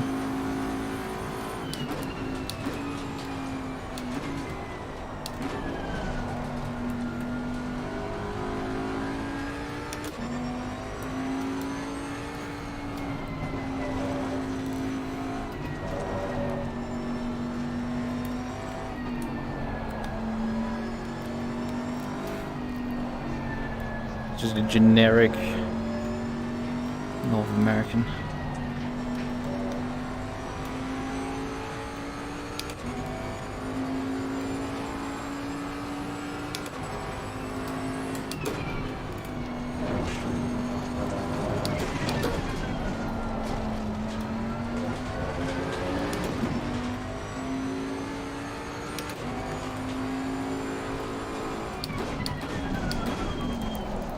I mean, what would be your native language? You're Canadian, so... Is that a French? Well, it's one of the Southeast Asian languages. There's a slow car ahead.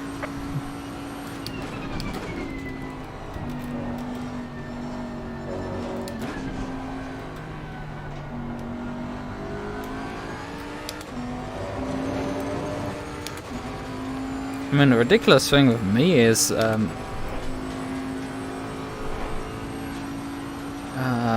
Slow car ahead. really improved my English with just towards the end of high school. Like before that, I was not that fluent at all, and there actually exist still videos of around the time that I just graduated high school on this channel. I don't think I privated them, but my English is significantly worse than them. I really struggle to just pronounce it words at all.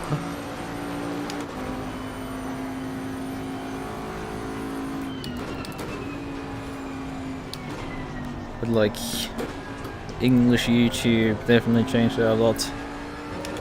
Which is roughly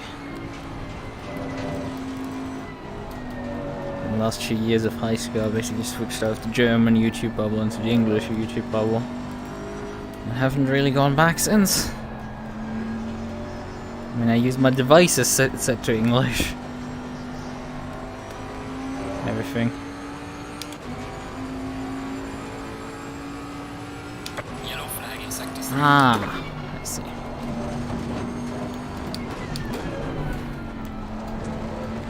Like, I thought for a moment you might be an immigrant to Canada. I mean, technically you are still.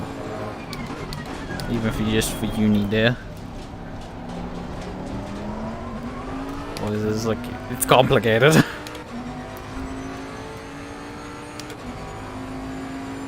think it gets very complicated at that point, and it's not really worth discussing the distinction at that point.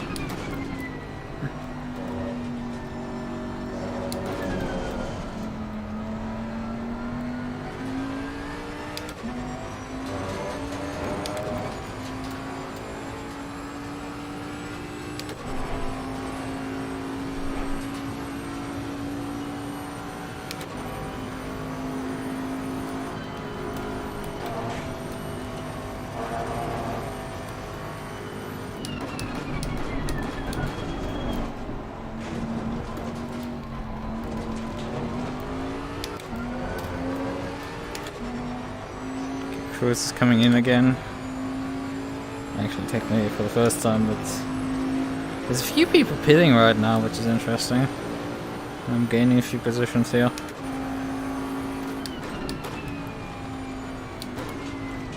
Although I don't think we will make it to my obligatory 13th place in the series. I will be a few positions away from that. Also, I'm gonna go a lap down to the race leader. He's only a few seconds behind me.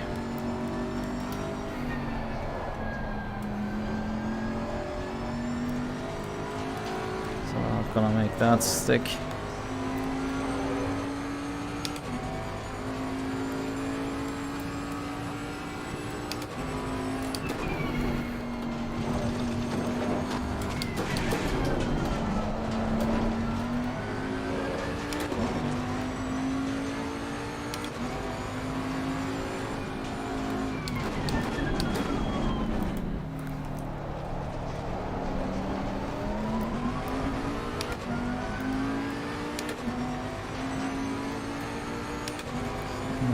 Dispatch of you.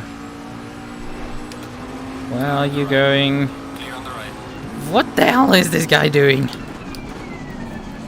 Car on the right. Clear on the right. He's driving less straight than a gay ball.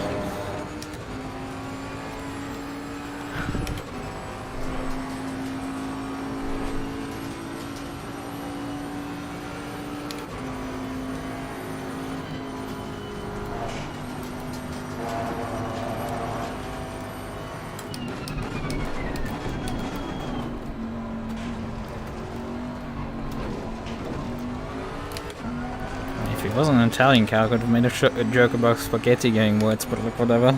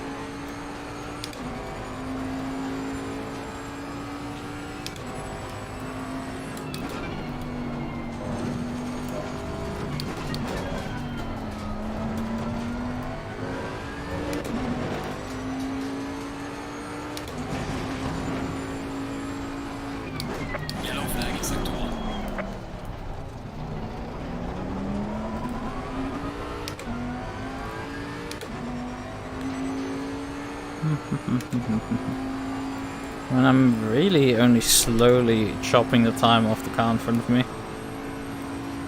I'm actually gaining, however, also on gearball in front. Or gearball is losing time to me a bit here and there. Maybe that's also a possibility.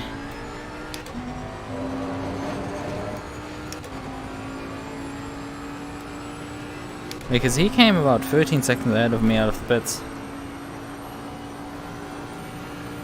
He's now 9 seconds ahead. Oh, fucking hell, not again! Faster car approaching. Watch out. Fuck off, you stupid curb! I'm like, oh yeah, I'm making progress finally. Like, oh fuck off. That is so bullshit. No warning, nothing, it just curb bump and send.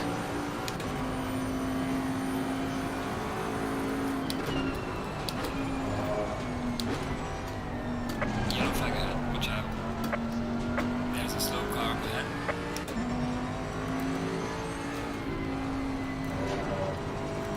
Great, I have to now worry about losing P19 as well. What an other set of bullshit this was. Yellow flag in sector 3. Slow car ahead.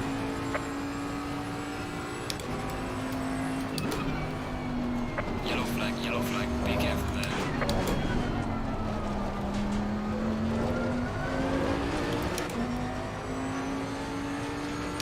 Good, and now I'm starting to mess up as well. Like, the car was handling so great and it's just decided to yeet me when heading through 130R. Problem is with the Lexus, the guy actually gets slipstream compared to the Porsches that I was fighting earlier. But lost about 6 seconds or so there. Great, I mean, any chance I had to get gearball? Gone completely, no chance. Cover the guy in front, maybe?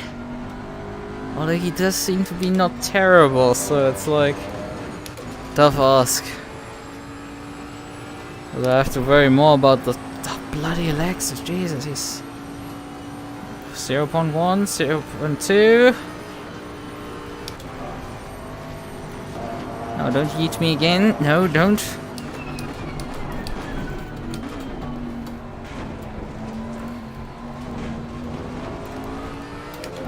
Although he has a very odd line out of the chicane, so that saved my ass. But he gained about 0.2 seconds down the straightaway alone. He made up that much ground down the straights. That's nuts.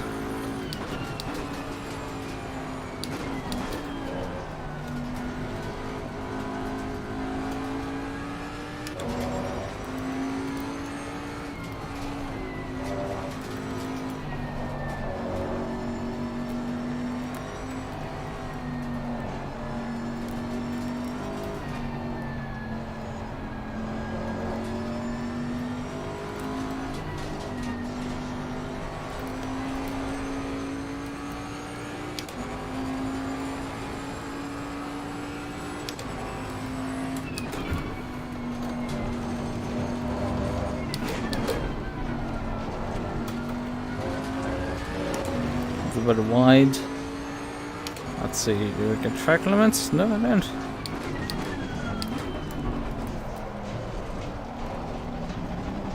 Oh, come on, fucking traction control, garbage stuff. Come on, that's bullshit. Just cut all the engine power out of the corner. And just cut all the engine power.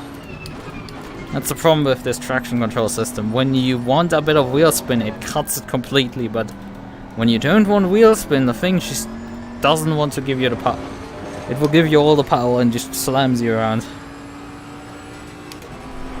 It's so utterly useless, this traction control system on this boat. Yellow flag, be careful there.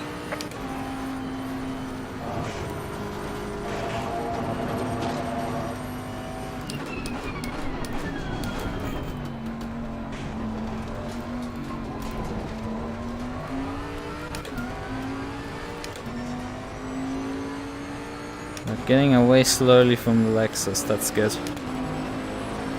Slowly making a break from him. Gaining on the car ahead in sector 1.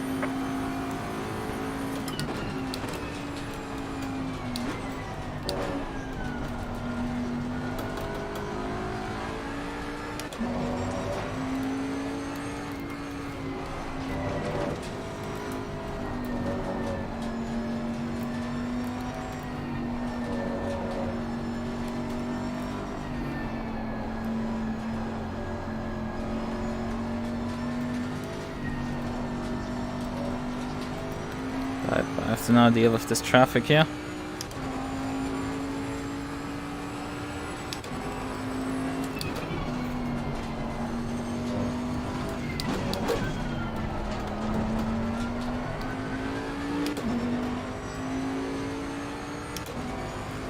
Leading time now, rapidly the guy in front.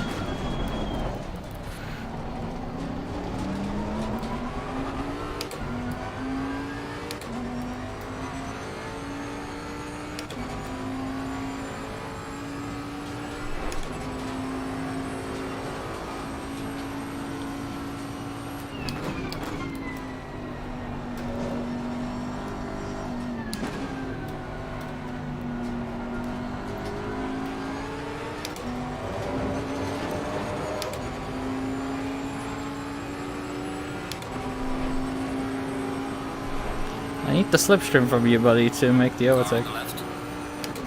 Clear on the left.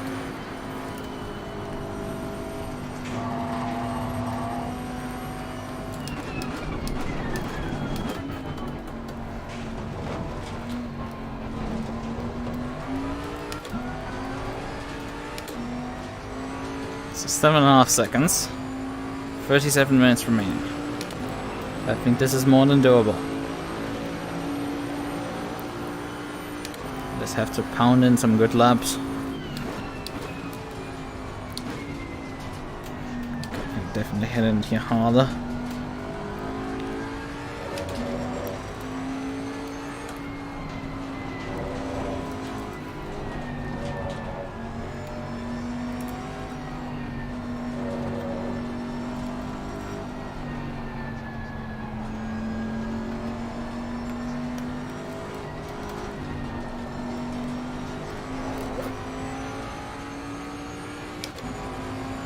He must have taken some damage, he's bleeding time like crazy.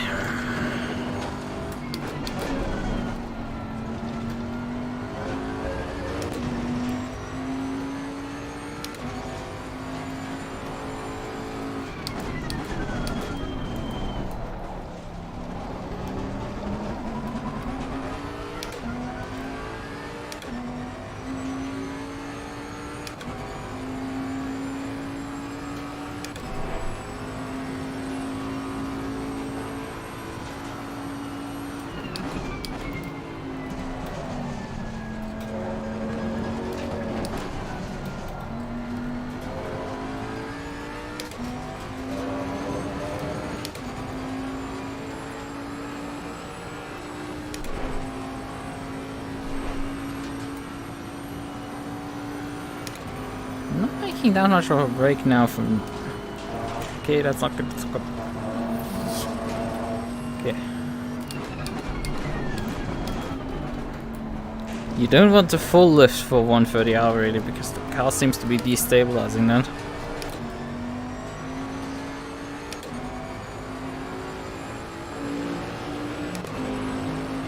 Okay, didn't make any ground really up on that lap. Actually, it did still.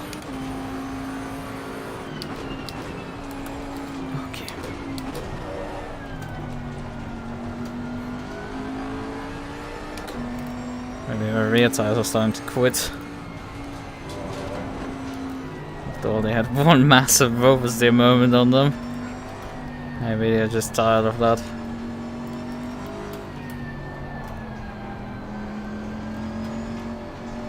Haven't driven Suzuka much. You're missing out.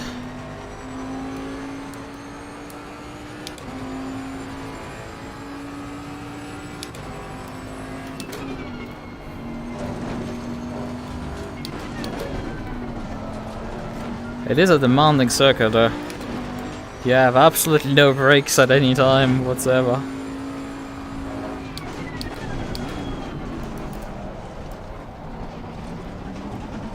Oh, come on, you fucking garbage traction control.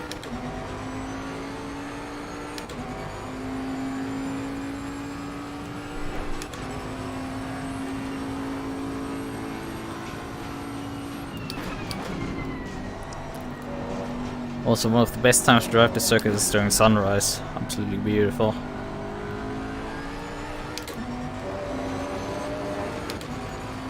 As the sun starts peaking when you're heading through the 130R, and you see the sun starts peeking over the Ferris wheel.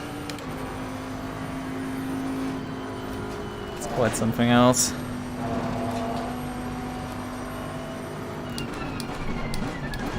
Oh, that was too late. Fuck.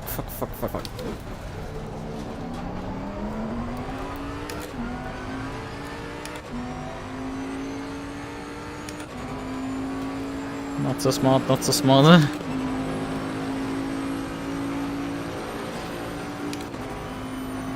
It wasn't 04G or something.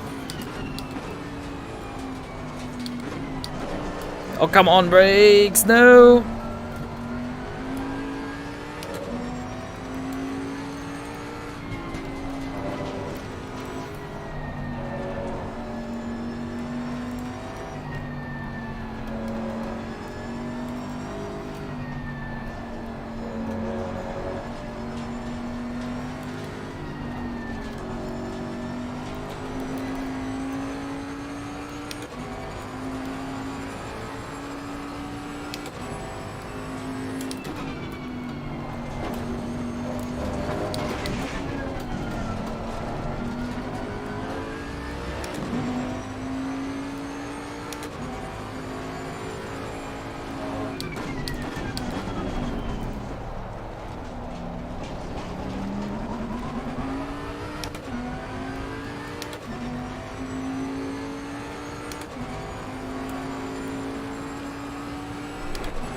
Testing it through new Lexus. Well, we probably won't get that in ACC.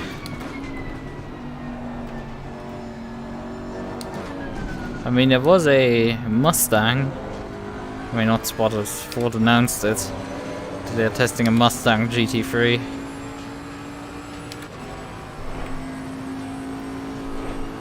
That is also pretty cool. Question is if its weight will be entered. And probably just IMSA and well, you won't see it. And the Lexus. Who knows is that? I mean, the Lexus in ACC has gotten only over here because it ran, I think, Spa, and then Emily Fry runs the Lexus. They replaced their Jags with Lexus. With Lexi.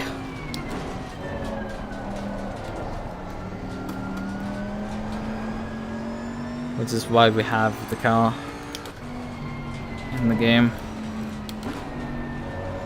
And they're also very restrictive about delivery. You can't use the in-game livery system on the Lexus. It locks down on it.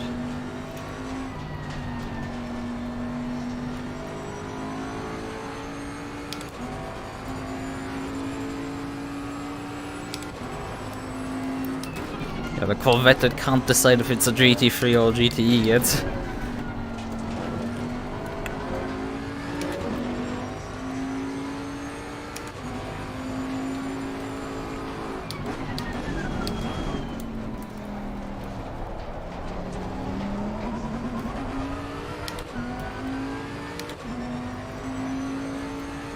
Yep, that's the thing.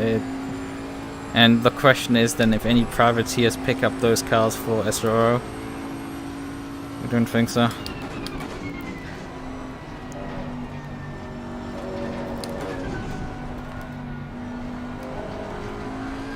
I mean, there was before. It's not the first Corvette that is in GT3 driving. Callaway, the German tuning brand, I think for Corvette specifically, ran in the ADAC GT Masters a Callaway C7R. That car is available in Race Room and in R-Factor 2. It was vaguely popular at one point in R-Factor 2 because it was very competitive. And it also sounds pretty good. Gaining on the car ahead in sector 1. I mean, R-Factor 2 also features the Radical X RXC GT3, RXC Turbo GT3, which, you know, is so unpopular in real life racing. If you search for the car, the only footage you find is actually of its predecessor, which wasn't particularly popular either, but ran a naturally aspirated engine, while the Turbo ran a Ford EcoBoost motor, which doesn't sound particularly great. Neither are popular, neither are great, and both drive absolutely... well, the R-Factor 2 version drives absolutely horribly. And it is a downright... oh, they ran that in GT World America as well? I didn't know that. I know they ran in ADAC. That the car was used in ADAC, but I didn't know they used it anywhere else.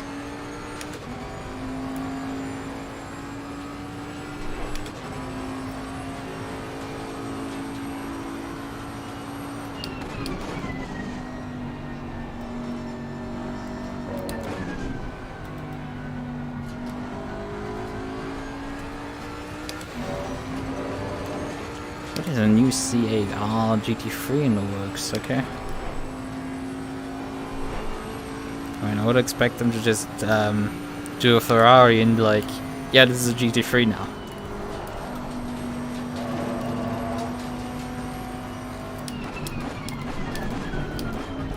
Which Ferrari does with their 488s. And with their new 296s, they probably won't, because GT is dying. So there's no reason to make a conversion kit between GTE and GT3 for that one. You don't need to do that anymore. If you want to run GTE, run some old 488s till the class is dead. The 296 doesn't need to be a convertible.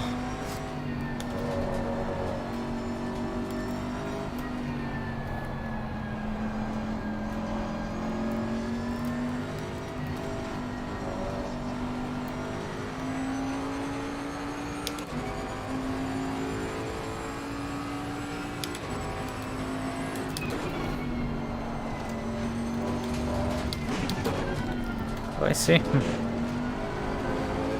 I don't know if Callaway is still running this car at all. I mean, it would be quite old at this point. The GT3. The old C7R. I don't think so. Somebody's sending me Discord messages. Got to mute that before the race. But whatever, we're gonna pull through this. 26 odd minutes remaining on the race. There's actually a possibility for P16. Corontis is 11 seconds ahead of us. If we gain a second per lap, we can actually catch him. On the other hand, it is the question of catching him by a second per lap. Although I think we're right now actually achieving that. But first things first, we need to dispose of this BMW here. Oh, my lap times are terrible. Why am I lapping 03s now? Why am I mid 03 all of a sudden? Bruh, my times are so horrible. Can't hit 02s anymore. Is it just the tires being dead? Now the Lexus is back behind me.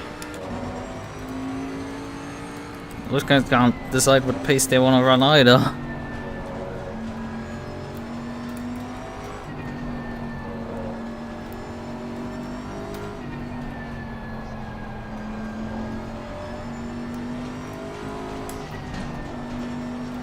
It's as much of a mystery as my general lack of lap time on this track.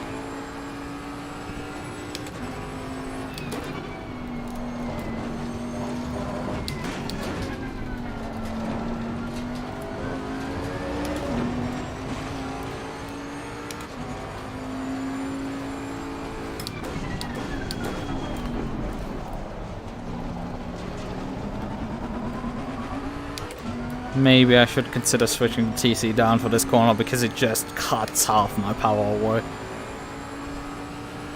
Ah, I see. That explains that.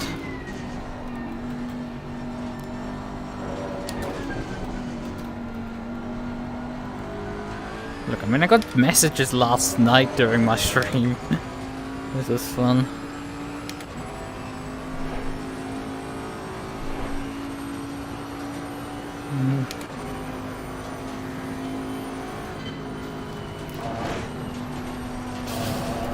Not again, not again, not again, not again. Oh god. It wanted to do it again. This damn shitbox wanted to murder me again. But yeah, I think Crontis in front is actually really slow. Genuinely. We're genuinely closing rapidly on the guy.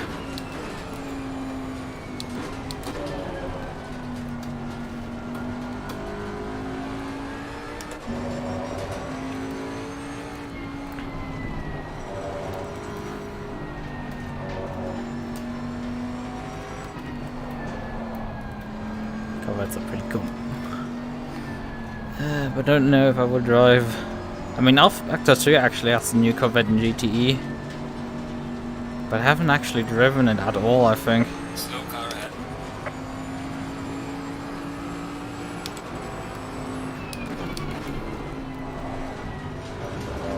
I've driven the Porsche. I've driven the BMW years ago. The M8. Drove it years ago. They did a major BOP they did a BOP change on the GTEs like back in 2019, 2020, something like that. And that changed the handling of all the GTE cars massively, and I do not like how GTE cars in Alpha 2 handle at all anymore.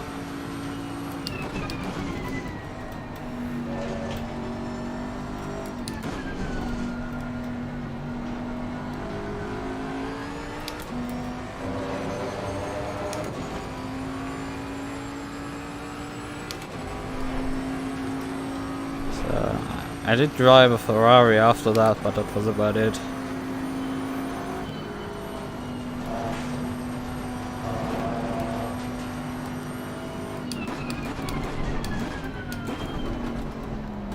I'm faster than the Beamer for the S's, but that's about it. That time is horrifically terrible. What happened there? Oh yeah, I probably got slowed down for Beamer in Sector 1. That's what didn't help. Beamer is fast in a straight line somehow.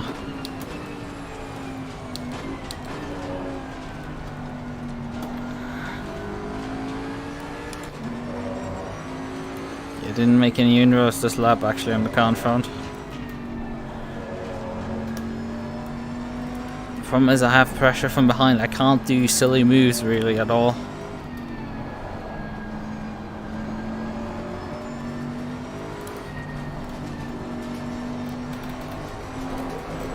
Oh, hello car, would you kindly put down the power?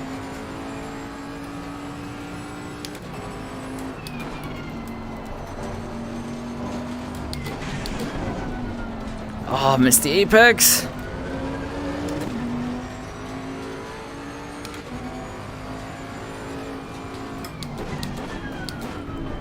He's getting spooked by the back marker. And I had this time power.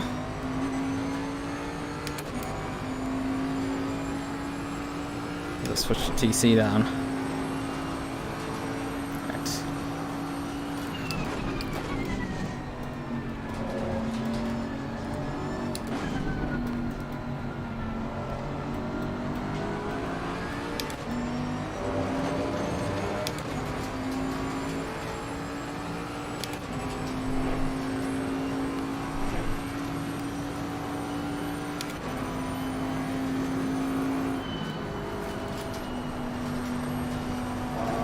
Oh, he has to lift quite a lot for that high-speed corner. Car on the right. Clear on the right.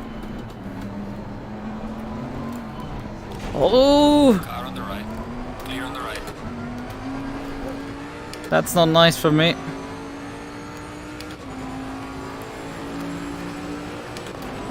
I sort of was there still.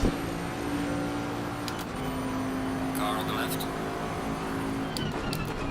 Clear on the left. Do you drive IRL? I have a driver's license. If that's that's the question I... Do I do motorsports IRL? No, absolutely not. Do I own a car? Actually, no. Do I have a driver's license? Yes.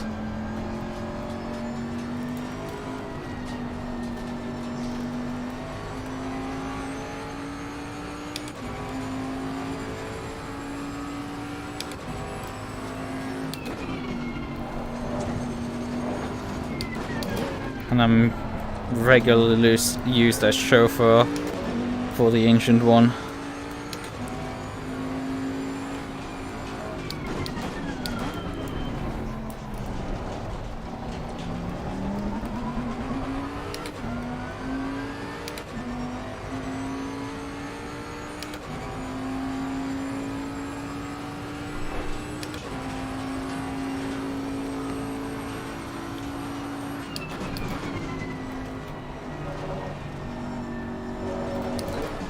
Well, hello, curb.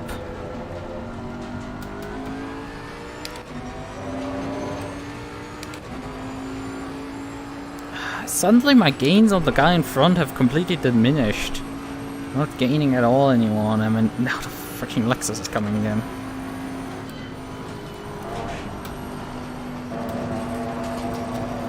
That spin really hurts me so much.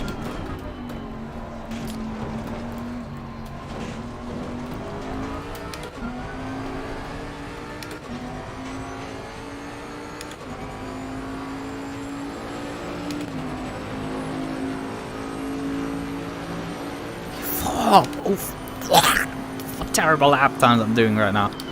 Come on, Lukas, get your lap times back under control.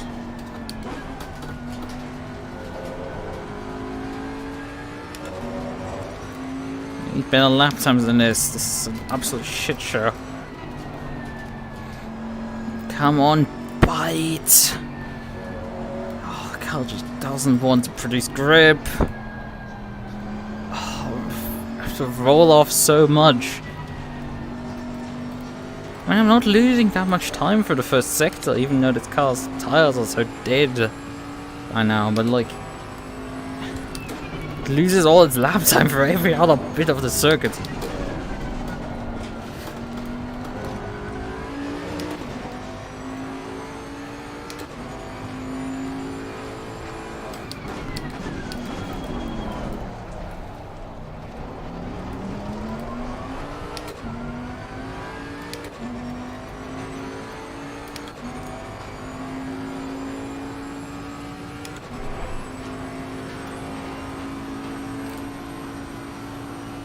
Actually behind the time. I would have to be closer to have a chance on the guy in front.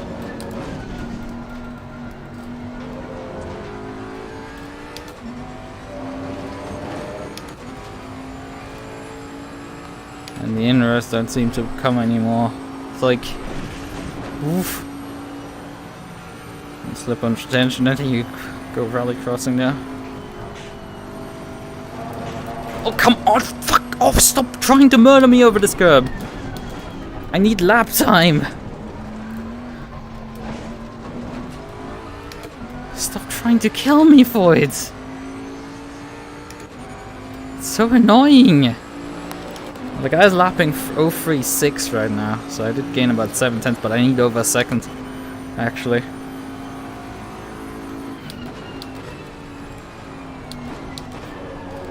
Come on, make the apex.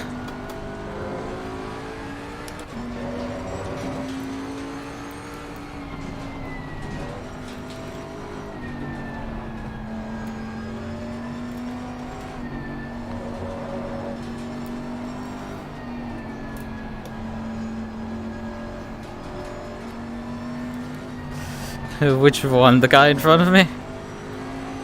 Or me begging for my own life as I go for the high-speed corner with the car trying to murder me repeatedly.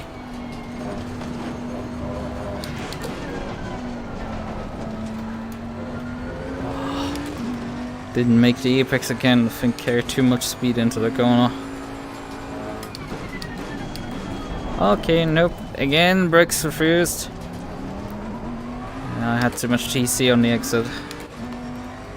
God damn it, the brakes are now failing on me. That's fun. Having brakes that decide to not work. And granted, these are brake pad type 1s that are brought to this race. They may slightly fade towards the end here. But I've never seen it actually happen. Type 1s don't wear that much. You can easily run like a freaking 4-hour race on them. We'll be fine.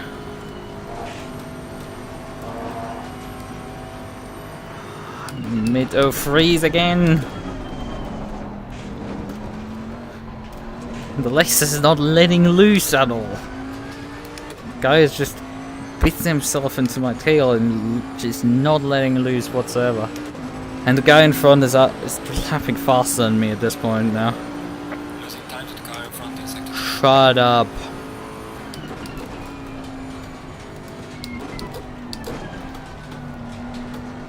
Just tell me how to extract taste out of this shit box and talk again.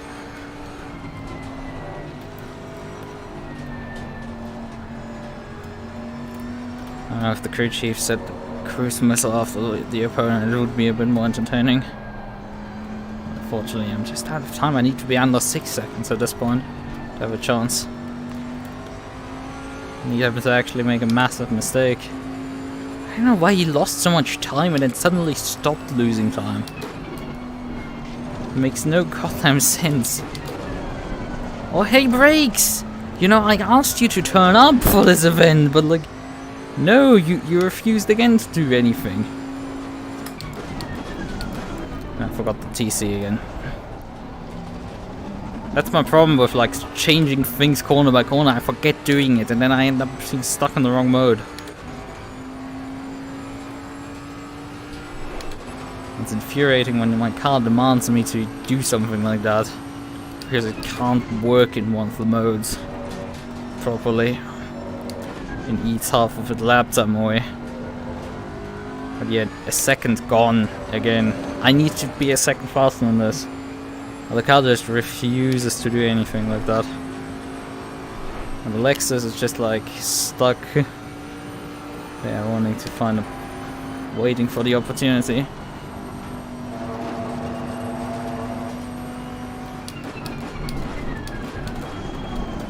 But not that much. He dropped from over 13 seconds ahead down to like 9 seconds within the span of a couple of laps. It took him like 4 or 5 laps to get there. It was bleeding time, and all of a sudden, no, not anymore.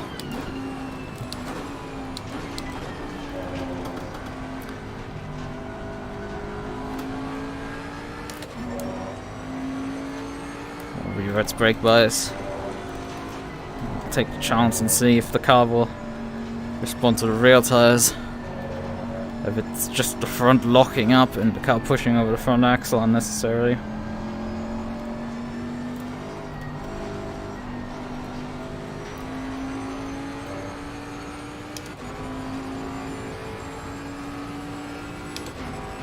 Oh, we actually made up some ground now. He had a moment. Unfortunately, it's a bit late. So he's still 8 seconds up ahead. I need about 3 seconds less to have a chance. And then also I need to gain about a second per lap. Ah, I still forgot to change the mode.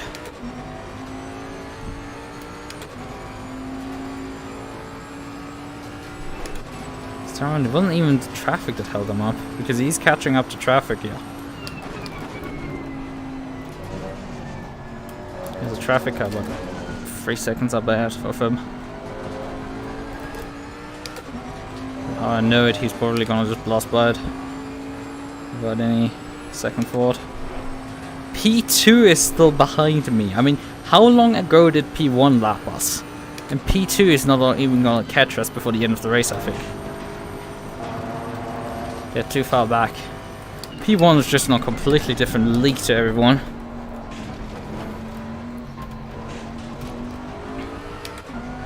That's not even funny. I think there's massive exploits on the circuit that some people are using, and then people like me are utterly unaware of.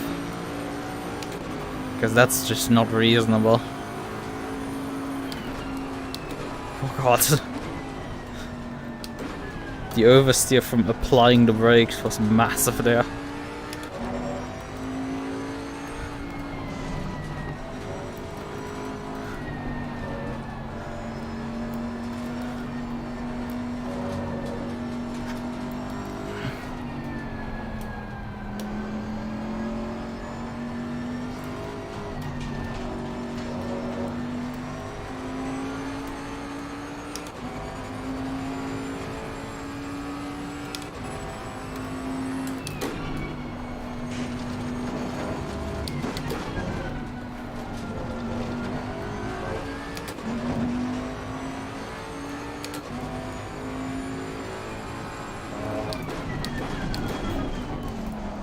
Oh, Sapien has a drive-through penalty.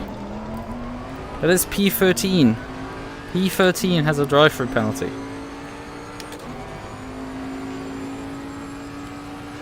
Oh, gonna. Oh, run. This dropped also like a second and a bit there. Things seem to be slightly heating up, but I'm still outside of the window of catching him. I need to be under 4 seconds.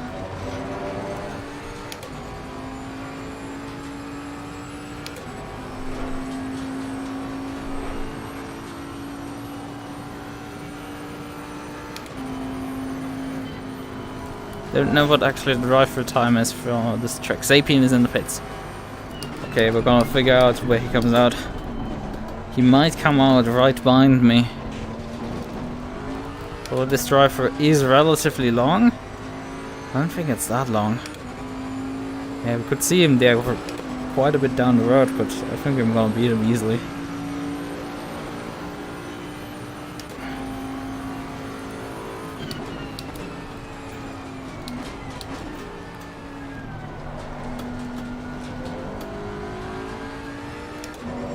There's Krontis in the purple car ahead.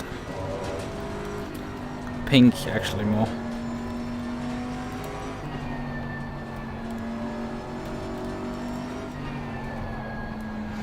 But there's one traffic car between us and him right now, which probably was the reason he dropped some time last lap. Lapping that thing.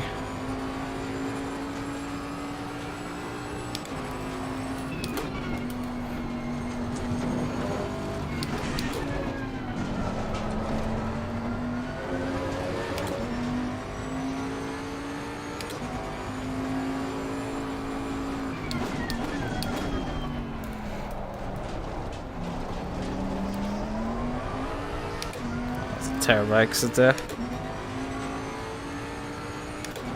It's just the Hinderer is not there.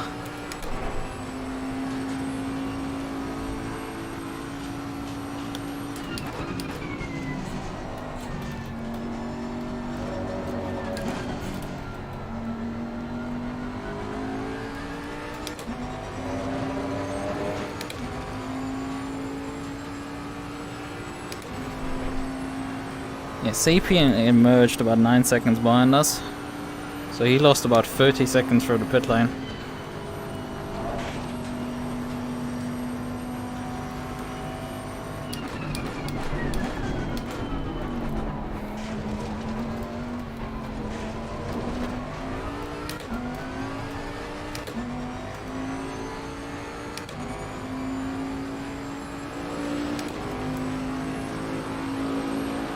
Would have needed a decent lap this time around, but like it just didn't come together again.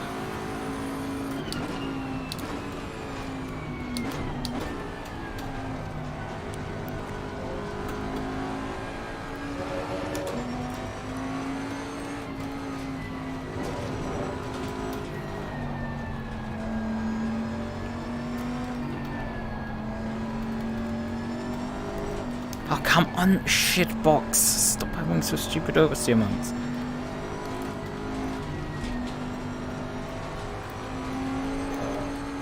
It's the issue with this car. It starts sliding and it drops time.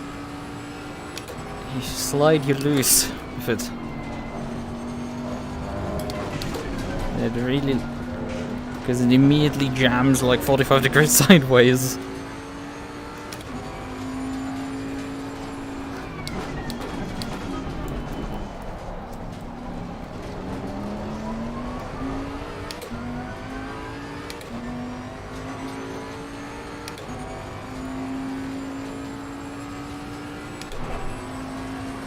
Absolutely no gain whatsoever I'm making right now.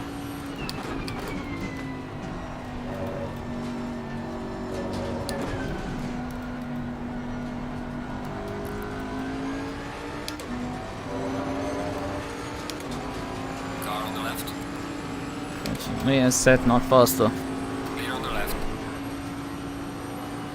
Maserati can totally actually get away with it.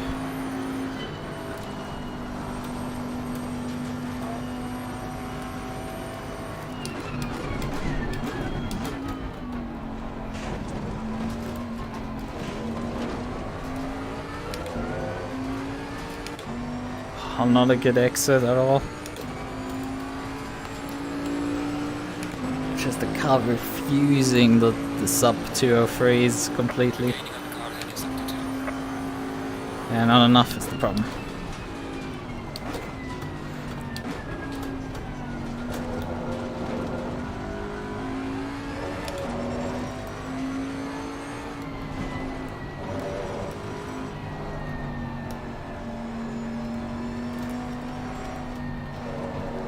I'm actually getting denied my P13.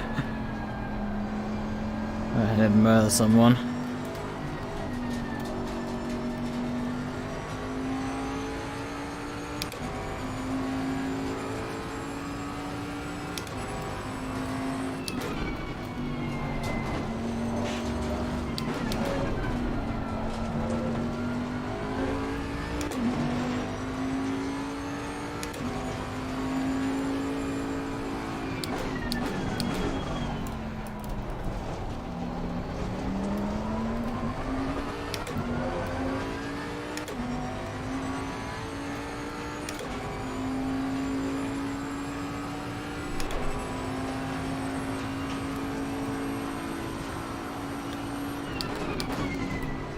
Leaders on final lap now. That means we have one lap to go actually after this. Again, I would have to be about a second behind him at this point to have a chance at all. So I'm 5 seconds behind. He has just completely withstood my attack.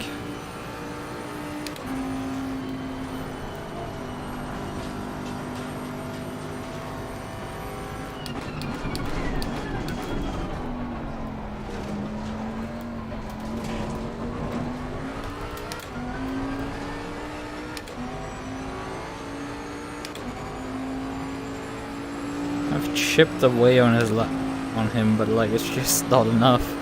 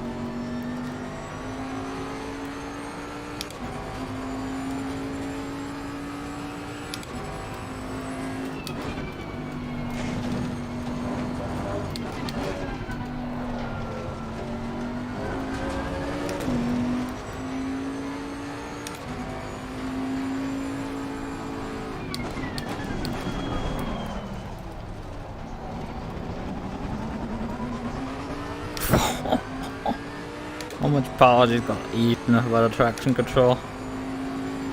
But I completely gapped in the last few laps the Lexus. He was completely left in the dust there. Leader has finished the race.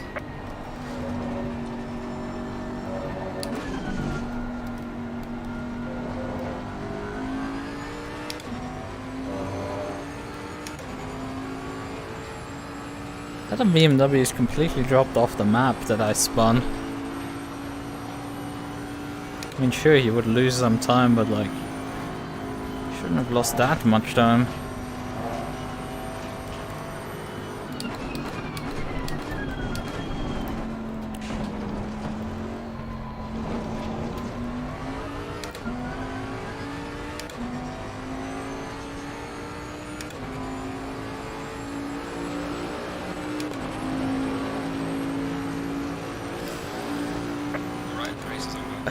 Finally finished. That's, I think, the race winner or someone. Go random. God damn it! That was. It's just frustrating when you just lack the pace to do anything. Like you push, and it's just the car will not go the pace you want it actually to go. I think the leader lapped up to P7, everyone. This is absurd. Where's my mouse pointer gone? Mouse! Hello, would you kindly give me a mouse? Now you give me a mouse. Okay, mouse got disabled for some reason. Alright, replay. We only have obviously the second half. I think we do have it relatively complete.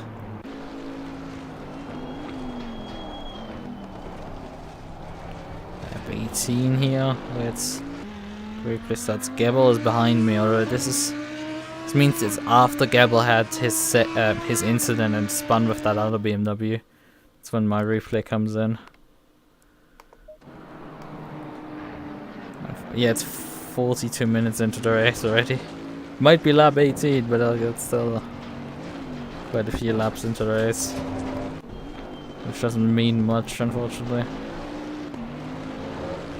Comes in.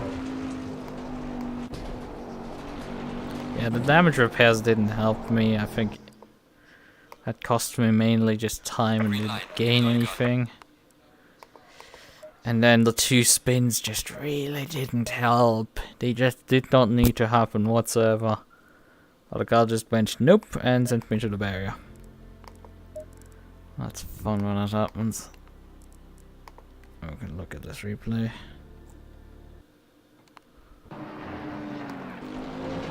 So, I mean, what remains actually here at all interesting? I mean, my exchange with Gabble was interesting, vaguely.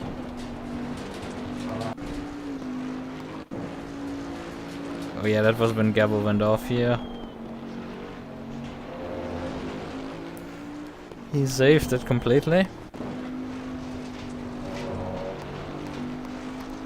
Give me a bit early in the replay.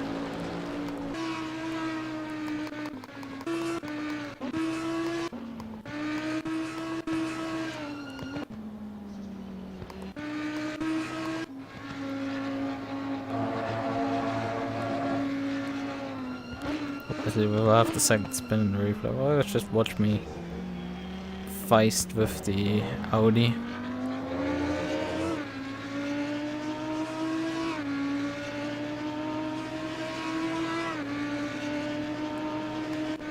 I think that's when I let him go, actually.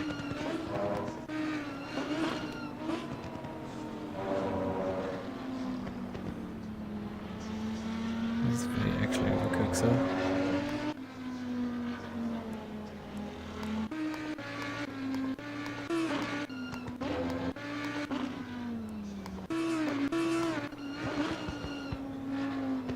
Yeah, that got close. If I hadn't lifted off, he would have basically hit me. You can see this car just wobble out of corners where it just wants to snap, and I'm like, traction control and me are fighting to stop the damn thing. Like 19 places still, yeah. I'd retained it with one car taken out and like. We've gone B13 if I hadn't bled like 30 seconds throughout this. No, it's not 30 seconds. I repaired 10 seconds worth of damage and I spun twice, which both spins went 30 seconds. They were more like 10 and more like 16 together. About 8 seconds or so each. think.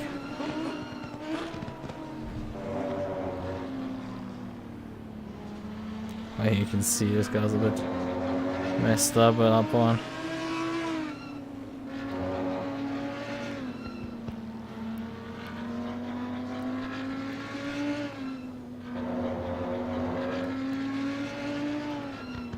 Oh, he hits me again.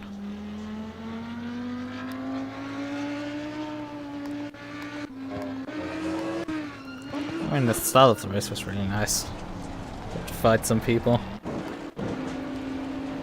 But I mean, most of the race, for like 3/4 quarters, I was just making up ground, trying to make up ground and not really making up ground.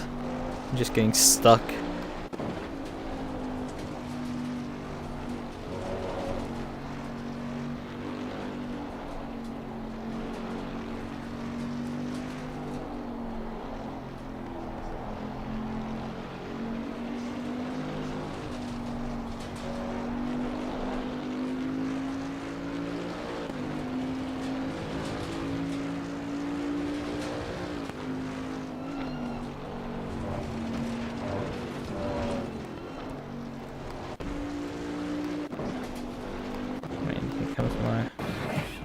It's stopping this lap.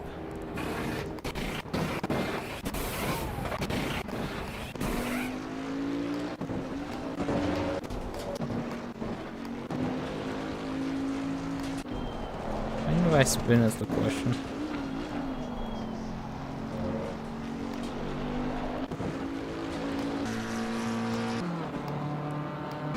Not here yet. Oh, maybe. No, it's fine in this lap. Oh, well, there it is.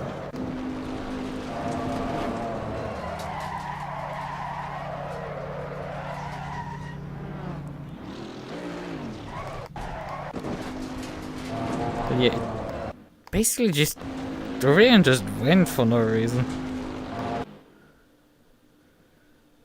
It just started oversteering on the green stuff and just went.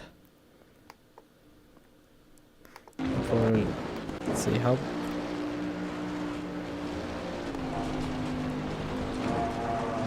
Like, yeah, you're way more on the green stuff, but it doesn't do anything. In the lap prior, bit less. Like, there's just this sweet spot where you get spun by the car. It's nuts.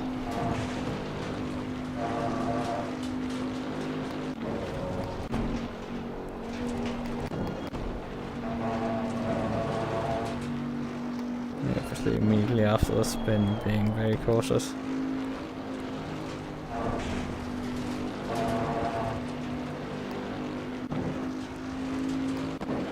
Yeah, I had my near close calls with the damn thing.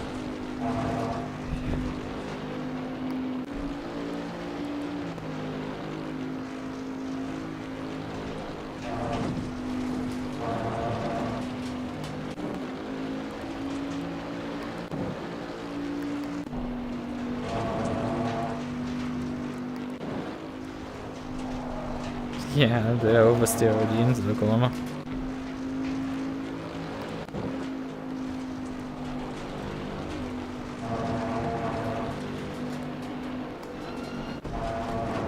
Oh yeah, that was a moment.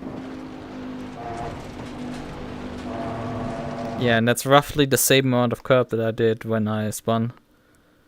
But this lap also had the same amount.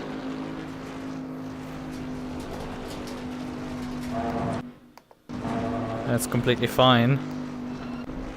But this one here,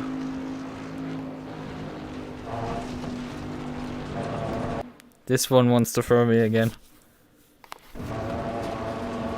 Just the difference that I absolutely threw hands at that one. It felt like I did more actually counter steering there, but maybe the replay doesn't catch all of it. And maybe also I actually did less. Just I did very fast inputs there. Save the car. We do have the contact on the replay. Yep, there it is.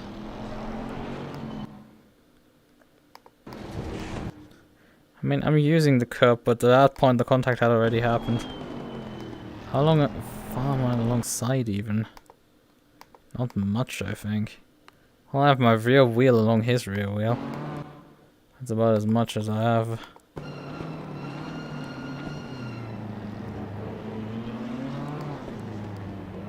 Yeah, I don't have much overlap again. I think I have more overlap than I actually have. Why do I think my cars are longer on the front than they actually are? It's repeatedly been a thing now recently. When it comes to overlaps, that I think my cars are longer than they actually are. It's funny because when following people, I drive way too close up at times and it gets very risky, but I don't hit them. But then I end up going for gaps like this that are just not useful. Like, bruh, you're not completing the pass there. Like, why? Why am I here? And yeah, because I have a run here. And it feels like you're way closer in there than you actually are. I mean, look at this. You feel like you're alongside quite significantly. But then you look at... Let me give it a moment. The swingman, you just see like, no, you're not having any overlap whatsoever. It's like, well, actually, I'm alongside his rear wheel, but like, that's not much, frankly.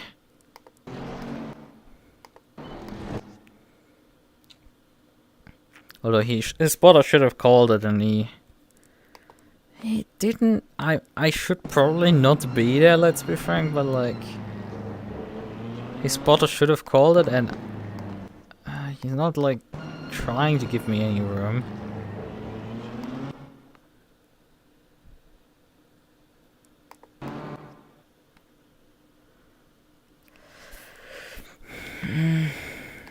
It's complicated.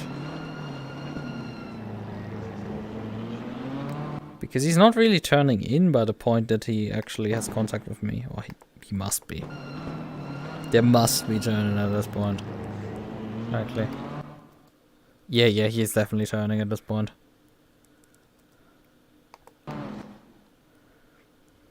But I'm not sure if he actually was going for the apex. That's the thing. Like, the contact has already happened at this point. But he's like, he doesn't seem to be really going for the apex at all. Well, actually, I think he is. Because you can see his front wheels are hitting the apex. He just wasn't cutting the corner at all. He wasn't going for the cut, which usually you do on the corner. Does he have a cut there? Yeah, he's definitely cutting the first part. Okay. So he's not cutting the second part, but he's not leaving much room on the inside either. It's weird. It's complicated. He spins in the process, but like he gets going. Oh. Except she doesn't. And gets hit by another guy. Before getting going.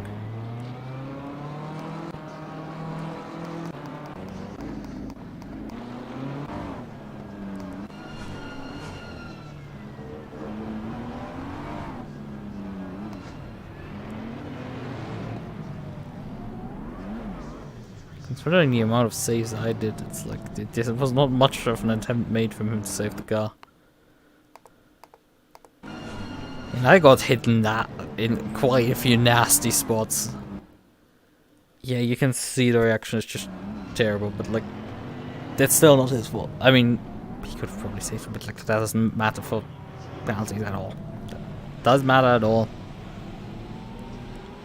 Not whatsoever. Where did he actually finish in the end? But where am I classified? P14, okay, that's correct. So where is he with his BMW? That's 103. 103 got classified 18th? How did he end up 18th?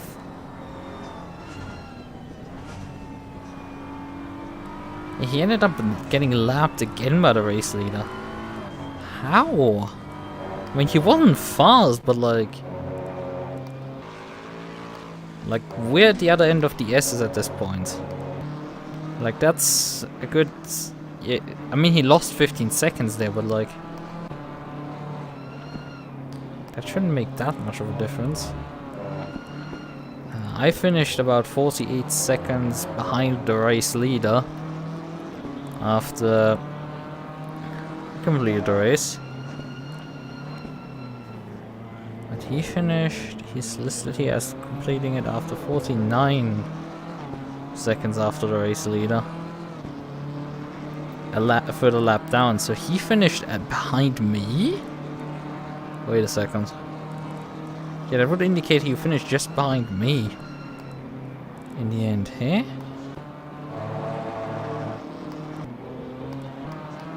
What?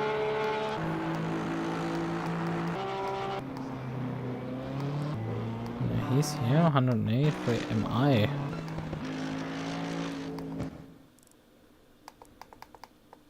I'm here. Okay, I'm. No, this starts making sense. Like, I started my final lap here. So the timing on the timing sheet is pretty bad, but like, he is about the length of sector 3 behind me, I would say. Okay, I mean, I missed you saying goodbye about 5 minutes ago, but like, goodbye, I guess. I'll just sleep in my analysis. The numbers, Mason, what do they mean? And yeah, I mean, I finished in the end. Not the most glorious run at all. Unfortunately, the interesting bits are on the replay.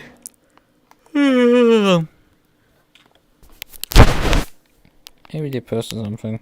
Let's see, there's 9 pings on my Discord, Jesus. Did they ping something vaguely interesting? Oh, that's just a stream. They just pinged the Trackilicious stream, right? Nobody cares.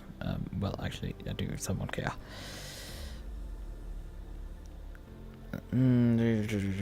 Scroll up, scroll up, scroll up, scroll up, scroll up. Where's the 2-hour series?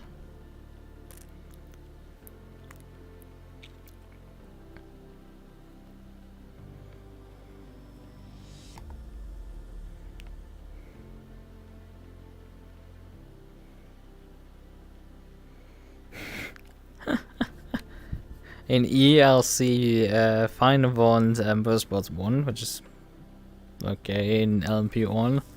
And then Kebab Enjoyers finished 1 LMP2. In SD Shiba 1. GT3, like Christ, the names.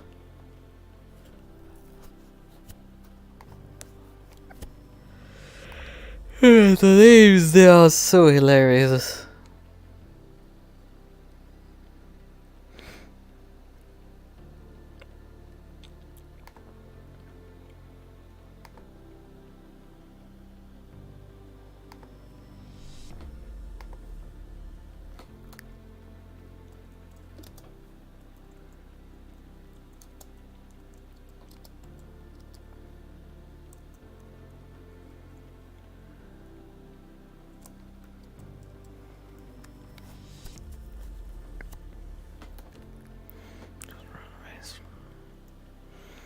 So, right, do we have anything else?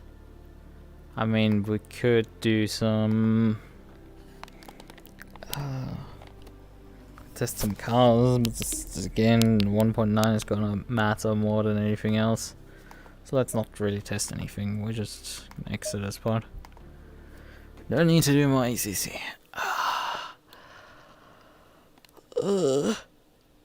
Although I think the pre-qualifying open for us? I don't know. Thank you. Let's... come on. Let me grab my controllers. Alright. So. Next week is gonna be busy. But I'm gonna still make my Wednesday race and then... Saturday... Run the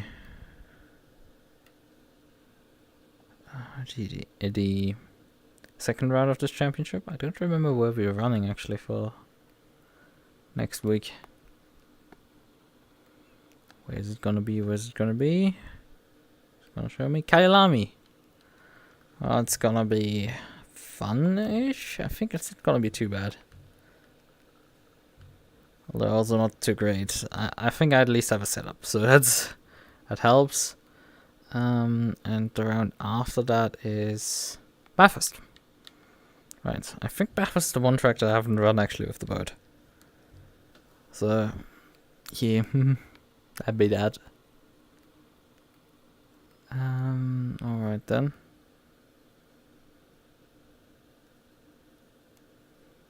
Okay.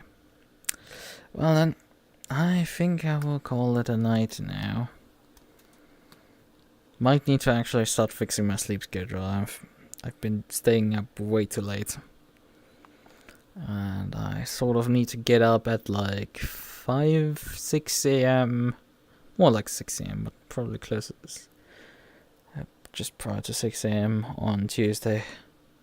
So that's gonna be fun. Not looking forward at all for that.